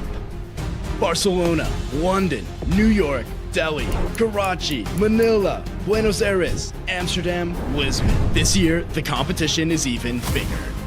Instead of walking away with $10,000, this year's winner will take home $50,000. 50K? 50,000? How did it feel last year to watch this? It was actually insane. I think some of the things that they were doing would take me like a week or weeks even. More applicants, bigger crowds, 6 rounds, 1 grand prize, and the title of the best go-to-market engineer of 2026. Are you ready? What's up, folks? Welcome to the final bracket of today. We have been streaming all day. This is Clay Cup 2026, round 3. We have the final 4 people that we're going to be playing with today, and only 2 of them will go through. I'm so excited to have made it this far. I'm just running on vibes, on energy, on just adrenaline. Yes. For those who don't know me, my name is Munawar. I'm part of the community team at Clay. And for those that don't know me, my name is Owen and I'm on the content team here, and we're gonna be your commentators for the next 20, 30 minutes going through this next round. Who wouldn't know you? What are you talking about? Come on. Get out of town. Get out of town. Amazing. How are you feeling so far? Dude, I'm feeling really, really It's been a good. day. I have seen some amazing things today, Oh and my God. I am convinced with our next 4 contestants, we're gonna see some amazing things, even more to go. We still haven't seen anyone finish every single question. Yes. And we'll see maybe if someone here does it now. Let's see. Owen, there are people who are just joining us now. They're just waking up, whatever part of the world they're from. We have a truly global audience. Drop in the chat, whether you're on LinkedIn, whether you're on YouTube, where are you reporting in now and who are you supporting? But just for the audience, what the heck is Clay Cup? I'm so glad you asked. Clay Cup is a competition. It is a competition where competitors are given real business problems to solve, and they have to use Clay to solve that problem. They come to an answer, they submit the answer, and they get points. So we've turned Clay, a software, into a game, and you're about to see what that game looks like. But this is Clay Cup round 3. There's been a lot of competitors, a lot of history in this. How did we end up here today? So, this is the second iteration of Clay Cup. Last year, winner got $10,000. This year, 50,000 both is going to the winner, and their lives will be changed forever because they will be known as the best go-to-market engineer of 2026. And this year, we started with hundreds of applicants. We had a round of 128. Now, through all the rounds, we're down to our final 16, and we're going to be moving on to the final 8 next month. But for now, we have the Americas bracket. Good morning to all of those people in the United States and in the rest of Canada and South and Central America. Let's go. Let's do this. As you can see, here's our bracket of what we started with today. Round 3, a little bit different than round 2, and I'm curious, how is it a little bit different for our competitors today? So, our competitors are going to be lucky enough to be given the task to create the perfect recruitment event. When you run a recruitment event, what do you need? You need 4 main ingredients. 1, you need a perfect venue. It can't just be anywhere. If you want people to be amazed, you got to go out of your way to make that happen. 2nd, you need to have the right people in the right place. So you need the people who are looking to hire new candidates. Then they need candidates. That's the other thing our guests need to find. And finally, you need to wrap that all together under a neat little bow, make the perfect outbound so it doesn't sound AI, and invite people to come to this event. Oh my gosh, wow. There's a lot that our competitors have to do today. This is what they are given after we say go. They're given a venue puzzle and a company puzzle. Each of these puzzles have questions. These questions are worth a certain amount of points. They have to answer question 1 correctly to move on to question 2. So there's a bit of theory. Should I do venue puzzle only? Should I do company puzzle, etc.? But as you mentioned before, only certain people, not a lot of people have made it all the way to the invite section of this prompt. So what happens after they get through the venue and the company puzzle? They have the venue, they have the company, they then go and find those candidates that are going to be of a top caliber to hire. Yes. And then after that, we're ready. We send that invite. We say, hey, listen, here's what it's going to be. Here are the kinds of candidates that are coming. You got to be here, be there, or be square. And here's a personal little bit that we know about you because we know that you would love this event. Amazing. And that's what it is going to look like. But what is it going to feel like inside this match? We are giving competitors 20 minutes to do these puzzles. After 10 minutes, 1 person is eliminated. After 20, 2 people are eliminated, which give us our final 2 contestants who move on to the quarterfinals. But this wouldn't be a game without rules. Some of our rules that we have for our competitors today, this is a Clay competition. There are so many AI tools out there that are great, but this competition is focused on testing our competitors' ability to use Clay. So they're jumping into this Clay table. Everything in Clay is free game. They can use AI columns, enrichments, etc., but they cannot use Sculptor. Sculptor's gotten pretty good, right? It's gotten pretty damn good. I mean, I used to love using Sculptor because I felt like, yeah, it's getting better. Right. Now it's gotten better than me. Right. And at the end of a long day, I just let down my hair and I let it do its thing. Oh my gosh. So for now, what we're gonna do is not allow Sculptor to do its thing because we're not testing Sculptor, are we? Right. No, we're testing our contestants. Come on. Exactly. And so our contestants have a few other rules. They're going to have their cameras on, their screens shared with our team who is monitoring those screens and cameras to make sure they're following these rules. And there's no external AI tools. Like you can't just go rip this in Claude Code and call it a day. Again, hell no. Clay skills, baby. Back to the bones and the basics here. Okay, amazing. Let's see if you want to actually chat with our competitors and first of all, have access to an amazing community. Scan this QR code, join our Slack community. Join the Slack community. If you are a go-to-market engineer already, trade tips with people. Yes. If you aren't a go-to-market engineer, but you're like, how do I do this? What are some strategies I can use? Right. If you are hiring people, if you just want friends, we have 90 Clay clubs around the world. So find your local Clay club and find that community and meet up with them in person, IRL, or if you're not anywhere near them, URL is also totally fine. Ooh. Couldn't have said it better myself. Speaking of those on a URL, let's look at our competitors who are going to be playing this game today. On screen, you'll see our final contestants of the day. This is the America bracket. Who do we want to introduce first? Okay, so we are going to kick this off by saying good morning to Sabrina. Sabrina, where are you calling in from today? I'm calling in from Atlanta, Georgia. I'm so excited to be here. Atlanta, Georgia, beautiful, and you are excited to be here. We're excited to have you here. It is an honor for us on this side to have you join us today. Anyone you want to shout out before you jump into this competition?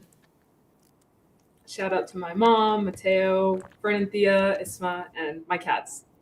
Wonderful. Nice. Okay, cool. We're going to move on to Giselle. Before we do, I have no idea if those are the names of all of our cats or people. Regardless, I'm a huge cat person.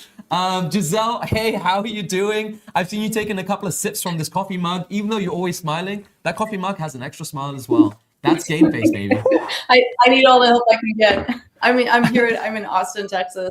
Shout out Kristen, my Clay coach, and the entire Go Nimbly team that's watching, including my husband, who is going to be majorly commenting in the YouTube comments.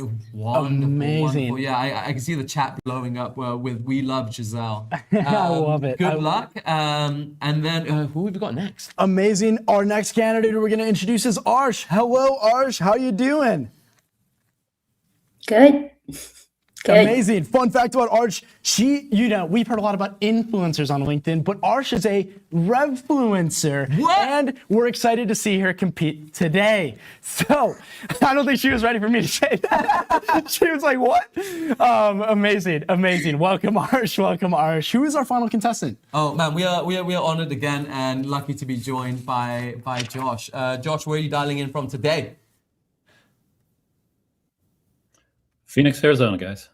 Okay, go Cardinals. Let's go. Amazing. So we have Phoenix, Arizona represented here. How are you feeling? It seems like everyone else is like really like kind of frenetic energy up and down. You're just like cool as a cucumber, Josh. How do you do it? Lots of coffee, and I'm definitely nervous, to be honest. So. Okay, nice. I love that honesty. Holding nothing back. Okay, we've met all of our contestants. We have. And so all there is to do is to ask everyone to raise your hands so everyone knows that they start at the same time. Both hands up at the same time. Okay? Yes. Keep them up. Hands in the air like you just don't care. We are going to jump in and let our team know that we are about to drop that link. Keep them up for as long as you can. Drop that link. Our team is sending 5, 4, 3, 2, 1. Let's go! Come on! 2026. Let's go, okay, guys. So 20 minutes, they're jumping in. We've already explained exactly what they have to do. But what people might be curious at home is all like, wait, how do you turn a software into a game? What does it look like on their side? Right, exactly. I'm so glad you asked because we are about to show you. Let's get a look at my screen and look through what it feels like for a competitor. So we're in Josh's table, as you can see up here. If you've never seen a workbook before, this is what it looks like. He has an answer table down here. He has a companies table. He has a venues table. Amazing. You can see he's given 2 questions right off the bat. This is for his venue questions. These are for his company questions, and he can't move on until this is answered correctly. But what are these questions based on? So he was given a list of 500 companies. These are tech companies. This is great. Yeah. We got to filter them down. He's also given a bunch of venues with the goal being, what is the perfect venue? And answering those questions correctly will lead our contestants to that perfect venue. Yeah, 100%. You always want to start, again, every now and then I run a workshop and people say, Manowar, I can target every single company in the world with my product. Why don't I just do that? Narrow your scope. Just because you can sell to everyone, just because you can send to everyone, doesn't mean you should. So you start off with, a wide top of funnel, and they narrow it down to that one company that is the perfect match. Exactly. And it's been fun to watch people get to this conclusion. Let's take a look at Sabrina's table and see what she is up to. People are finding these results in various manners. There's formulas that are being used. There's AI columns that are being used. There's waterfalls, and we will get into those shortly. But what's been one of the most interesting ways you've seen someone come across an answer, I guess, today? I think for me, like, I really enjoy people sourcing candidates because you are out there and it's almost like a life-changing thing. When candidates don't realize that when they are being sourced on this side with good recruiters, because I love recruiters, but I've had some bad experiences with recruiters where I get a generic response or it just seems they reached out to me for jokes. Yes. And this is like targeted reaching out. It is. We know that you are looking for this job, that you have this experience, and we want to bring you to the best recruiting event. And seeing only 2 people of the 12 or so that have gotten there. And so, like, for me, I've been excited to see people even get to that stage, let alone using our Find People search to find the right candidate. Yes, it is exciting, and almost as exciting, we have 2 contestants who have answered 1 question on each puzzle correctly. You can see in the top right, you got 100 points and 100 points. These first questions are relatively easy. If the question is easy, you get 100 points. And we can see 2 of these people are on the board, which is a good start. Really good start. The easy questions, they're worth 100. They're not worth too much. Really hard questions, 101 points. Exactly. Let's Actually, take a lot more than that. yeah. But the harder question. You roll with it, by the way. Every time that I throw out like something and you're like, okay, Mark. That is now the reality we live in. Okay. Exactly. Let's take a look at my screen and let's see how Josh got to this question. So, in his answer table, we can see he submitted a question right here. 1 second, need to reload. He submitted this answer and he got it correct. He already solved it, so he could press this button twice. But how did he get here? The question was, how many of these 500 companies have more than 1,000 total employees? Well, 1,000 total employees, that's a data point you could find. Yeah, 100%. We're looking for these kind of data points because maybe you are someone that's like, hey, the kinds of success we've had is pitching these kinds of experienced candidates to companies around this size. They're not so big that they're finding them themselves. They have their own recruiting teams, but they're not so small that they're looking for entry-level people. Exactly. So it's companies with 1,000-level employees. Maybe they have a small recruiting team. We're just here to give them a little bit of oomph. Exactly. And you can see he filtered this out by looking at the employee count column that was here using Rich Company Action. You give a website to this action and it gives you a bunch of data about this company. As you can see, we have founded you. We have a bunch of information that we can use. And in this case, we're using it for employee count. And then he set a filter up here. You can see you can filter your data down. Help clean it up a little bit. It's helpful. It's also super powerful. It's super quick to knock out a bunch of irrelevant stuff. And, it's that thing. It's keep it simple, silly. Exactly. Yes. It's very true. And he kept it simple. Exactly. But let's see. Our competitors have 200 points on the board. Let's go to Arsh. Let's see what she's up to. Go to Arsh's screen and let's take a look and see what she's doing. And so just a reminder, as this is coming across, we have an elimination zone. Yes. Right now, Sabrina is occupying that. Hopefully, she's able to get out of it. But if she doesn't, in the next 5 minutes, she will be eliminated. But there's still a lot of hope because everyone has roughly the same amount of points. It's not too far ahead yet. No, we're only 5 minutes in. We can see that everyone is sticking. Everyone is sticking to the venue puzzle first, as you can see on the left of their name tag on the scoreboard. We have Josh and Sabrina who are in that company data. We already looked at what Josh did, but let's take a look and see what Arsh is up to. So, in her venue table, let's take a look at my screen so we can see Arsh's setup.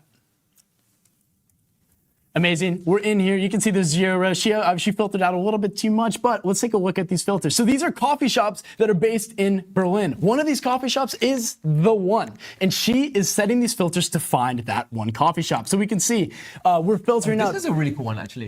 Yes. We're not going to spoil this. The unique data point that we're looking here is this is a one-of-a-kind coffee shop. It is. But it feels very Berlin to me. Yeah, definitely. From the 3 days I've been here, it's very Berlin.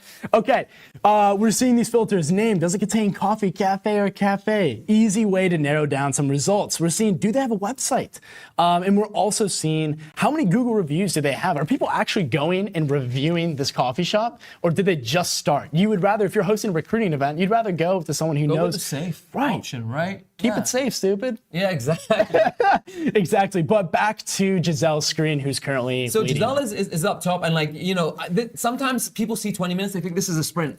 But in the beginning, you want to get your fundamentals down. You need to have a lot of stamina. And Giselle, you know, she is a Zumba beast. She told us some crazy fun facts that she is just like hitting the Zumba gym every single day. And like, I'm hoping that stamina, like that's going to keep her going. Even when you start the flag, don't worry. She's going to keep cracking on. And Josh has managed to like pull ahead. Because probably like he's got some life experience that helps him get there. Right. Fun fact about Josh. Josh used to be a firefighter. Holy crap. That's insane. Out there saving lives. And today, I think he's going to have to put out a few fires of his own to save his own skin. Oh my gosh. He clearly is so far using his expertise as it should. So, what do we see on the score? Let's go. We got 300, 200, 200, 100. Sabrina just got a big jump in points. She jumped right out of the elimination. It is literally going back and forth. And this is actually the most exciting thing as a commentator, as a spectator, but not as the people who are actually in the competition. They see their names jump out, they think they're safe, and suddenly someone leapfrogs them and is out of the elimination zone. Right now, Giselle is in the bottom. I see that smile has kind of gone a little bit serious. She's figuring out how can I get out of the elimination zone because she is there for the last 2.5 minutes. Again, some of these points are the same. Just a reminder for folks at home. The last person to get that point would be the one in the elimination zone. So even if it's 200 and 200, that person who got the data point the latest or the last one, they would be in that elimination zone. That is so right. I couldn't have said it better myself. One of the things that is also interesting about this competition, let's take a look at my screen so I can show you. Sabrina just got bumped up into second place, and here's how she did it. She went and used a waterfall. So the question that Sabrina answered was, does this company return the number of companies that use segment and full story in their tech stack? So does this company use segment and full story? Wow, okay, that's like an interesting question, first of all. How do I even go about answering that? Well, there's a lot of different ways. One of those ways that you can go and use this, you can use our features to find this is by using a waterfall. So this is what a waterfall looks like. It has data providers. Each column is a data provider, and it results in something that looks like this, which is a list of technologies that this company uses. That is a huge list. This is a massive list. How'd you even filter through that, Owen? What are you doing? Exactly. So there's hundreds of technologies that they use, obviously. So, but we only care about full story and segment. Exactly. So we're using a formula column, and quick shout out, we have a meta prompter. So we can just type in return true if this tech stack has the words. You don't need to code. Exactly. And it generates this formula, which allows her to narrow down her search. That is how Sabrina got into second place. But Arsh is in third and Giselle is in last. Let's take a look and see what Giselle is up to while that's happening. I really enjoy these like tech stack kinds of waterfalls. I mean, you can go with one data provider and you can see like, okay, what companies are using this. With a waterfall, you get like the best data coverage. And what's really interesting for me is every now and then people will tell me, they're like, Munawar, I succeed in these companies and I don't know why. Find the commonalities. It might be something you don't even expect. And sometimes it's companies that have these two specific tools that they use are more likely to adopt us. So let's reach out to those people. And we are down to the last. Oh my gosh, yeah. I couldn't even. And Giselle is still in that. She only needs a 200 point. Exactly. Drop in the chat. Who do you think is Giselle going to make it out of the elimination zone or not? Because we only have 8, 7, 5, 4, 3, 2, 1. No. It's such a shame to see you go. Oh no. That Such is a sweetheart. Yeah. Giselle, thank you so much for everything you've done and for you. getting as far as you've done. You've been a crowd favorite for so long. Yes, seriously. This is the worst part of the job. It is. It's been quite the journey that we've been on here. Hundreds of applicants, 128 competitors in the first round, 32 in the second, and now we're here. There's a lot of pride. There's a lot of pride. Are you kidding me? Oh my goodness. Some of the best builders in the world. Hey, and we're glad that we, like I couldn't do this. We designed the prompts, and even running through it, we weren't running through it as quickly as some of our champions. No, these guys are ripping through these questions on screen. Josh is flying now. Yeah, it took him a while to find his rhythm, and then now he's started to fly just a little bit faster. And hopefully, he doesn't fly too close to the sun, much like Icarus. But I don't think we are in trouble of that. I don't think so just either. Got a 300 pointer. That was crazy. Yes, we have Josh and Sabrina, both who are stuck on the fourth company puzzle question. So maybe there's something going on there, but let's take a look. Let's see Arsh on the screen. Let's see what she's up to. 400 point gap to get her out of the elimination zone. But 8 minutes left. Almost 9 minutes left. 8.5 minutes. That's a lot of time. A lot of time. That's and a lot of also, time. like we mentioned, each of these points becomes sequentially more valuable. Right. So even though it looks like she's 500 points behind, that could be 2 questions. Yeah. It could be 3 questions. Exactly. It's not necessarily 5 questions that she has to get. And again, she's methodically going back and forth between each table. Yes. Maybe she has a Clayton column running right now that will allow her to get that next data point. Yes, exactly. And let's take a look at my screen and we can see how Sabrina is doing.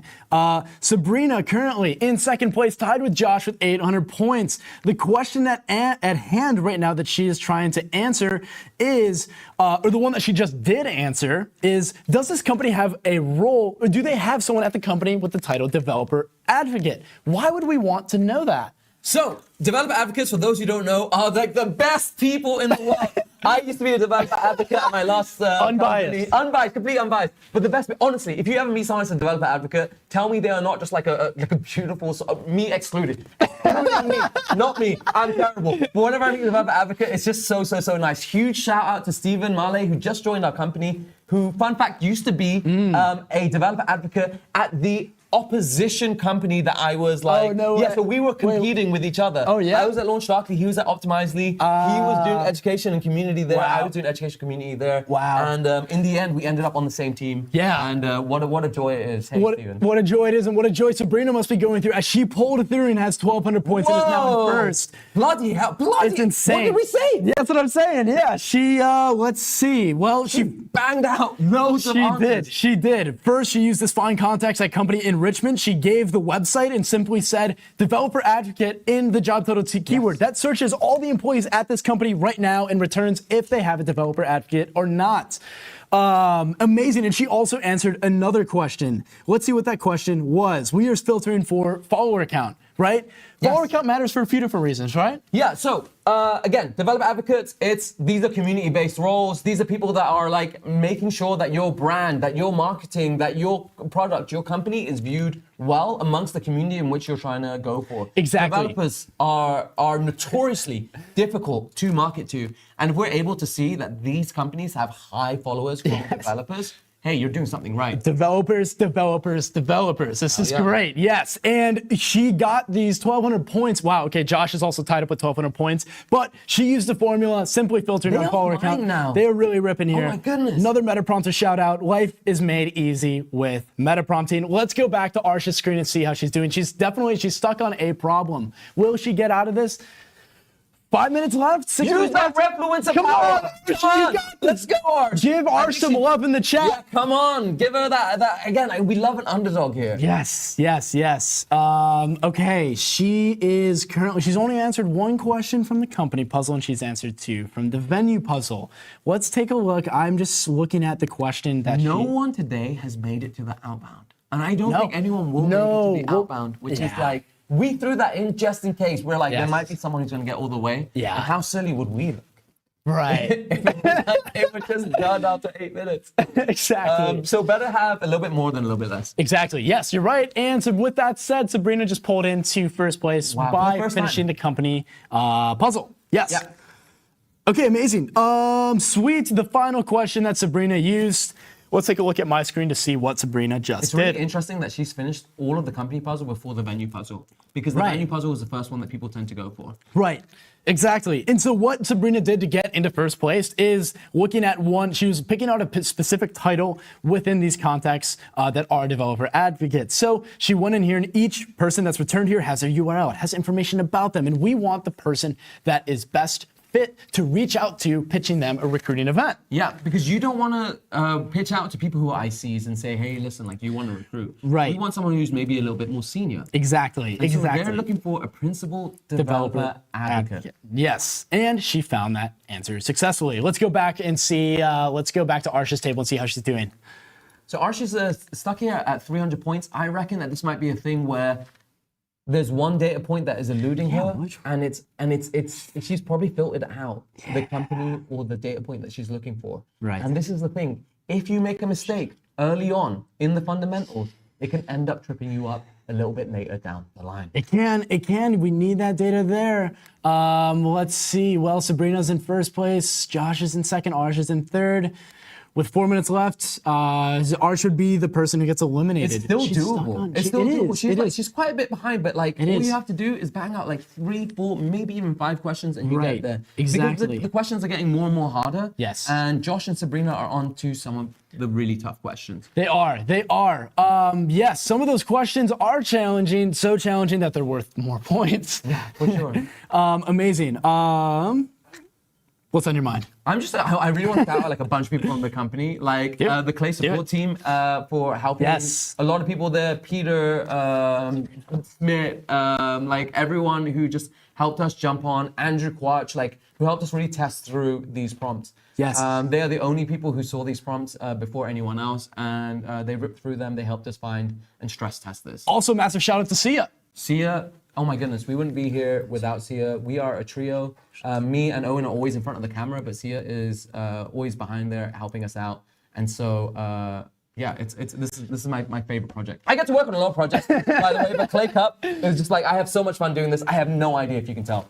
And again, Americas, this is the final stream of the day. Yes, We're down to the last 2.5 minutes. Arch is struggling here. Sabrina and Josh, as it stands, are going through to the next round to join some other champions who have made it through today. Exactly. Who else has made it through today? We've had a bunch of folks make it through. We've had from the Asian bracket, we've had Avik, we've had Napat, who's representing Thailand, Avik's representing Nepal. They made it through. Ben from Australia, Royal from Nigeria. These are the 4 that have made it through so far. In the European bracket, we have had Leszek, who made it through, and we also had I think we had one other contestant. Ruben. Yes, Ruben and Leszek who made it through. Those 6 are going to be joined by the 2 here, and then it becomes really, really tight in the end. It does get Sabrina has taken the lead once more in the final 2 minutes. Exactly. She mentioned earlier, so before stream we jumped on, she was like, oh, I'm a little bit nervous, but she's doing this for her cats. She's doing this for people. There's a lot of cat people here. Yes. And we know right now that your cats would be incredibly proud of you. Absolutely. How couldn't they be, right? I hope they're watching. Too. Yes. Drop in the comment, drop in the chat. Do you have a cat? Yes or no? Okay. One of the fun data points that we're also finding in this coffee shop list is unique this is to the best one. Berlin. This is like actually yes, really, this is cool. one of the best ones. And so competitors are tasked with finding a unique data point for the coffee shops. What data point is that? So the data point that they're looking for is, does this coffee shop also have a short-term rental apartment? Are they also offering a short-term place to live? Exactly. And that means a bigger space to host a venue. Yes. If it's free. And also, some people, they're like, you know what? I can't wait to leave my house and then go all the way to the coffee shop and grab my coffee. What I'm going to do is I'm going to get an espresso machine. I'm going to get a pour over. I'm going to get a filter. But some people are just like, I'm just going to go live in the coffee shop themselves.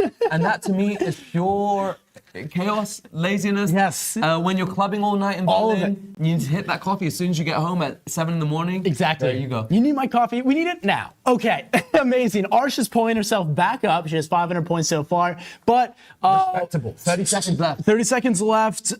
Josh is on this question. He's using Clayagent right now to find out if the website of the coffee shop mentions that they offer short-term rentals. First of all, that's just like an insane data point. But second of all, we can use Clayagent to do that. So with that being said, we are down to the last 10 seconds. 9, 8, 7, 6, 5, 4, 3, 2, and 1. Oh my goodness, Arsh, it's a shame to lose you. Josh, Sabrina, congratulations. We're going to talk to them in a second, but like, this is the last stream of the day. Yeah. Wow. It was pretty tight. What a day it's been so far. We've just seen 17 people compete using Clay. Software was turned into a game. 17 people, 8 made it through. We're on the quarterfinals, all to win 50 grand. As I always like to say, big day. It's better to turn software into a game than game into a software. With our champions Quote here. that. Amazing. Let's start with Josh, who came in second place. You made it through. You said before that you were a little bit nervous. We mentioned that you used to be a firefighter. You put out some fires today to get over the line. How are you feeling, mate? I'm feeling good. I wasn't even sure how it turned out until you guys just told me. So thank you. I looked a few times. Qualified? I knew I was in second, but I didn't look the last couple minutes, and I was trying to get that Germany website that offered short-term rental. So challenge. That's the coffee shop I live in, actually. Come by sometime. I'll get you a discount for a coffee. Congratulations, mate. Is there anyone you want to shout out before we move on to Sabrina? Yeah, you know, my coach is my wife because we have a lot of kids and a lot goes on in our lives. So, you know, she's always by my side. So I just want to thank her. Beautiful. So huge wholesome. shout out to Josh's coach, life partner, and comrade in life. Josh, that's beautiful. You can relax. Congratulations. Amazing. See you next round. And on to our first place candidate who made it to the quarterfinals, Sabrina. Hello, how are you doing? What the heck? I didn't know what was going on. I didn't even know if I made it. I'm like actually really shocked You must right have now. known. You were flying Again. through, no? No, I had no idea. I'm like thinking like, oh, Josh is a beast, Giselle's a beast, Arsh is a beast. Like I'm in last place, you know? Like shout out to all of them. They are so sharp. Oh my gosh. They're amazing. It's They were seriously incredible competitors. Yes. Huge congratulations to you. And like congrats to your cats. We know they're proud of you. Thank Amazing. you. Quick question, guys. Sabrina. It's freezing. It's cutting out. What Yes, was go one on. of the parts of this puzzle that stumped you for a second? You made it into first, but not through some Because trial you and error. climbed, you shot up. There was a minute where you were like kind of like a bit below, and then you just gained like 6, 7. I think I said at some point like there's a few questions she can get all at once, and then she did. Yes. It was challenging for me to go through the venue part because the very first question I misinterpreted. It was like description contains, and I thought that the actual. So I made a stupid mistake, but we made it through. We saw it through. I caught myself, thank God. Nice. Congratulations. We asked you who you wanted to shout out earlier. We just want to say like congratulations. You've done this on a Friday. You can relax, but not for too long because the round of 8 is going to be coming up sooner than you know it. Congratulations, you're one step closer to $50,000. Wow. Thank you guys. Oh my gosh. Incredible. Today, it's been a crazy day. This has been nuts. How are you feeling? This is the last round of the day. We just finished up. What's on your mind? Okay, so I want to be like super candid. I didn't want to say this earlier just in case it ended up showing. We were in the studio until 2 a.m. last night, just like making sure that everything went smoothly. We were like adding questions, maybe being like, okay, what if they fly through this? And like no one finished. No. I told you I'd be super surprised if anyone did. A couple people got kind of close. Yes. Like Ruben, I think got closest. Yes, I think two people made it through the 3 puzzles onto the final one, but never got the answer for the final, which was like actually almost perfect. Like that was a really good setup. Yeah, well done. No, but well done to our contestants. Again, I'm gonna miss like a lot of these people. I am too. It's so sad to see. That's one of the things about Clay, like the community of people here. We have amazing people who are in this competition. We have amazing people in our community Slack. Like and we've gotten to know these folks over the course of 3 months. Like it's been nuts. Some of them we're gonna see at Sculpt. Even the people who didn't make it through. So like again, the final 2 make it to Sculpt, which is our flagship conference at the end of the year. It's gonna be amazing. It's where we show like a bunch of thought leadership, a bunch of like product info, a bunch of like you get to hear from amazing people, and Clay Cup, the finals will be there, and we're cooking up something really special on that day. And so the finalists will be flown out there, and we will be able to give them that big $50,000 check on stage. But for those who didn't make it through, a few of them will be coming anyway because it is the place to be. To see the community and like genuinely, I always say this, the best thing in the world like by far is people. The worst thing in the world by far is people. Yes. The people that I've met in this community are like definitely in the former. It's like really magical. It really is about the people the friends you make along the way. That's what it really is about. Really, dude, it really I'm so is. happy you're here. Seriously, likewise, I feel the same way. This has been a crazy day. So we could probably wrap up here. Let's wrap up. Let's do it. Thank you for everyone who stayed on stream. Huge shout out to everyone that was watching. Huge shout out to everyone that's supporting. Yes. The partners, the kids, the parents, the friends. The cats. They're there. The dogs. My friends. It's been an absolute pleasure and joy to be with you today. Have a beautiful, beautiful weekend. Take care, everyone. Until next time.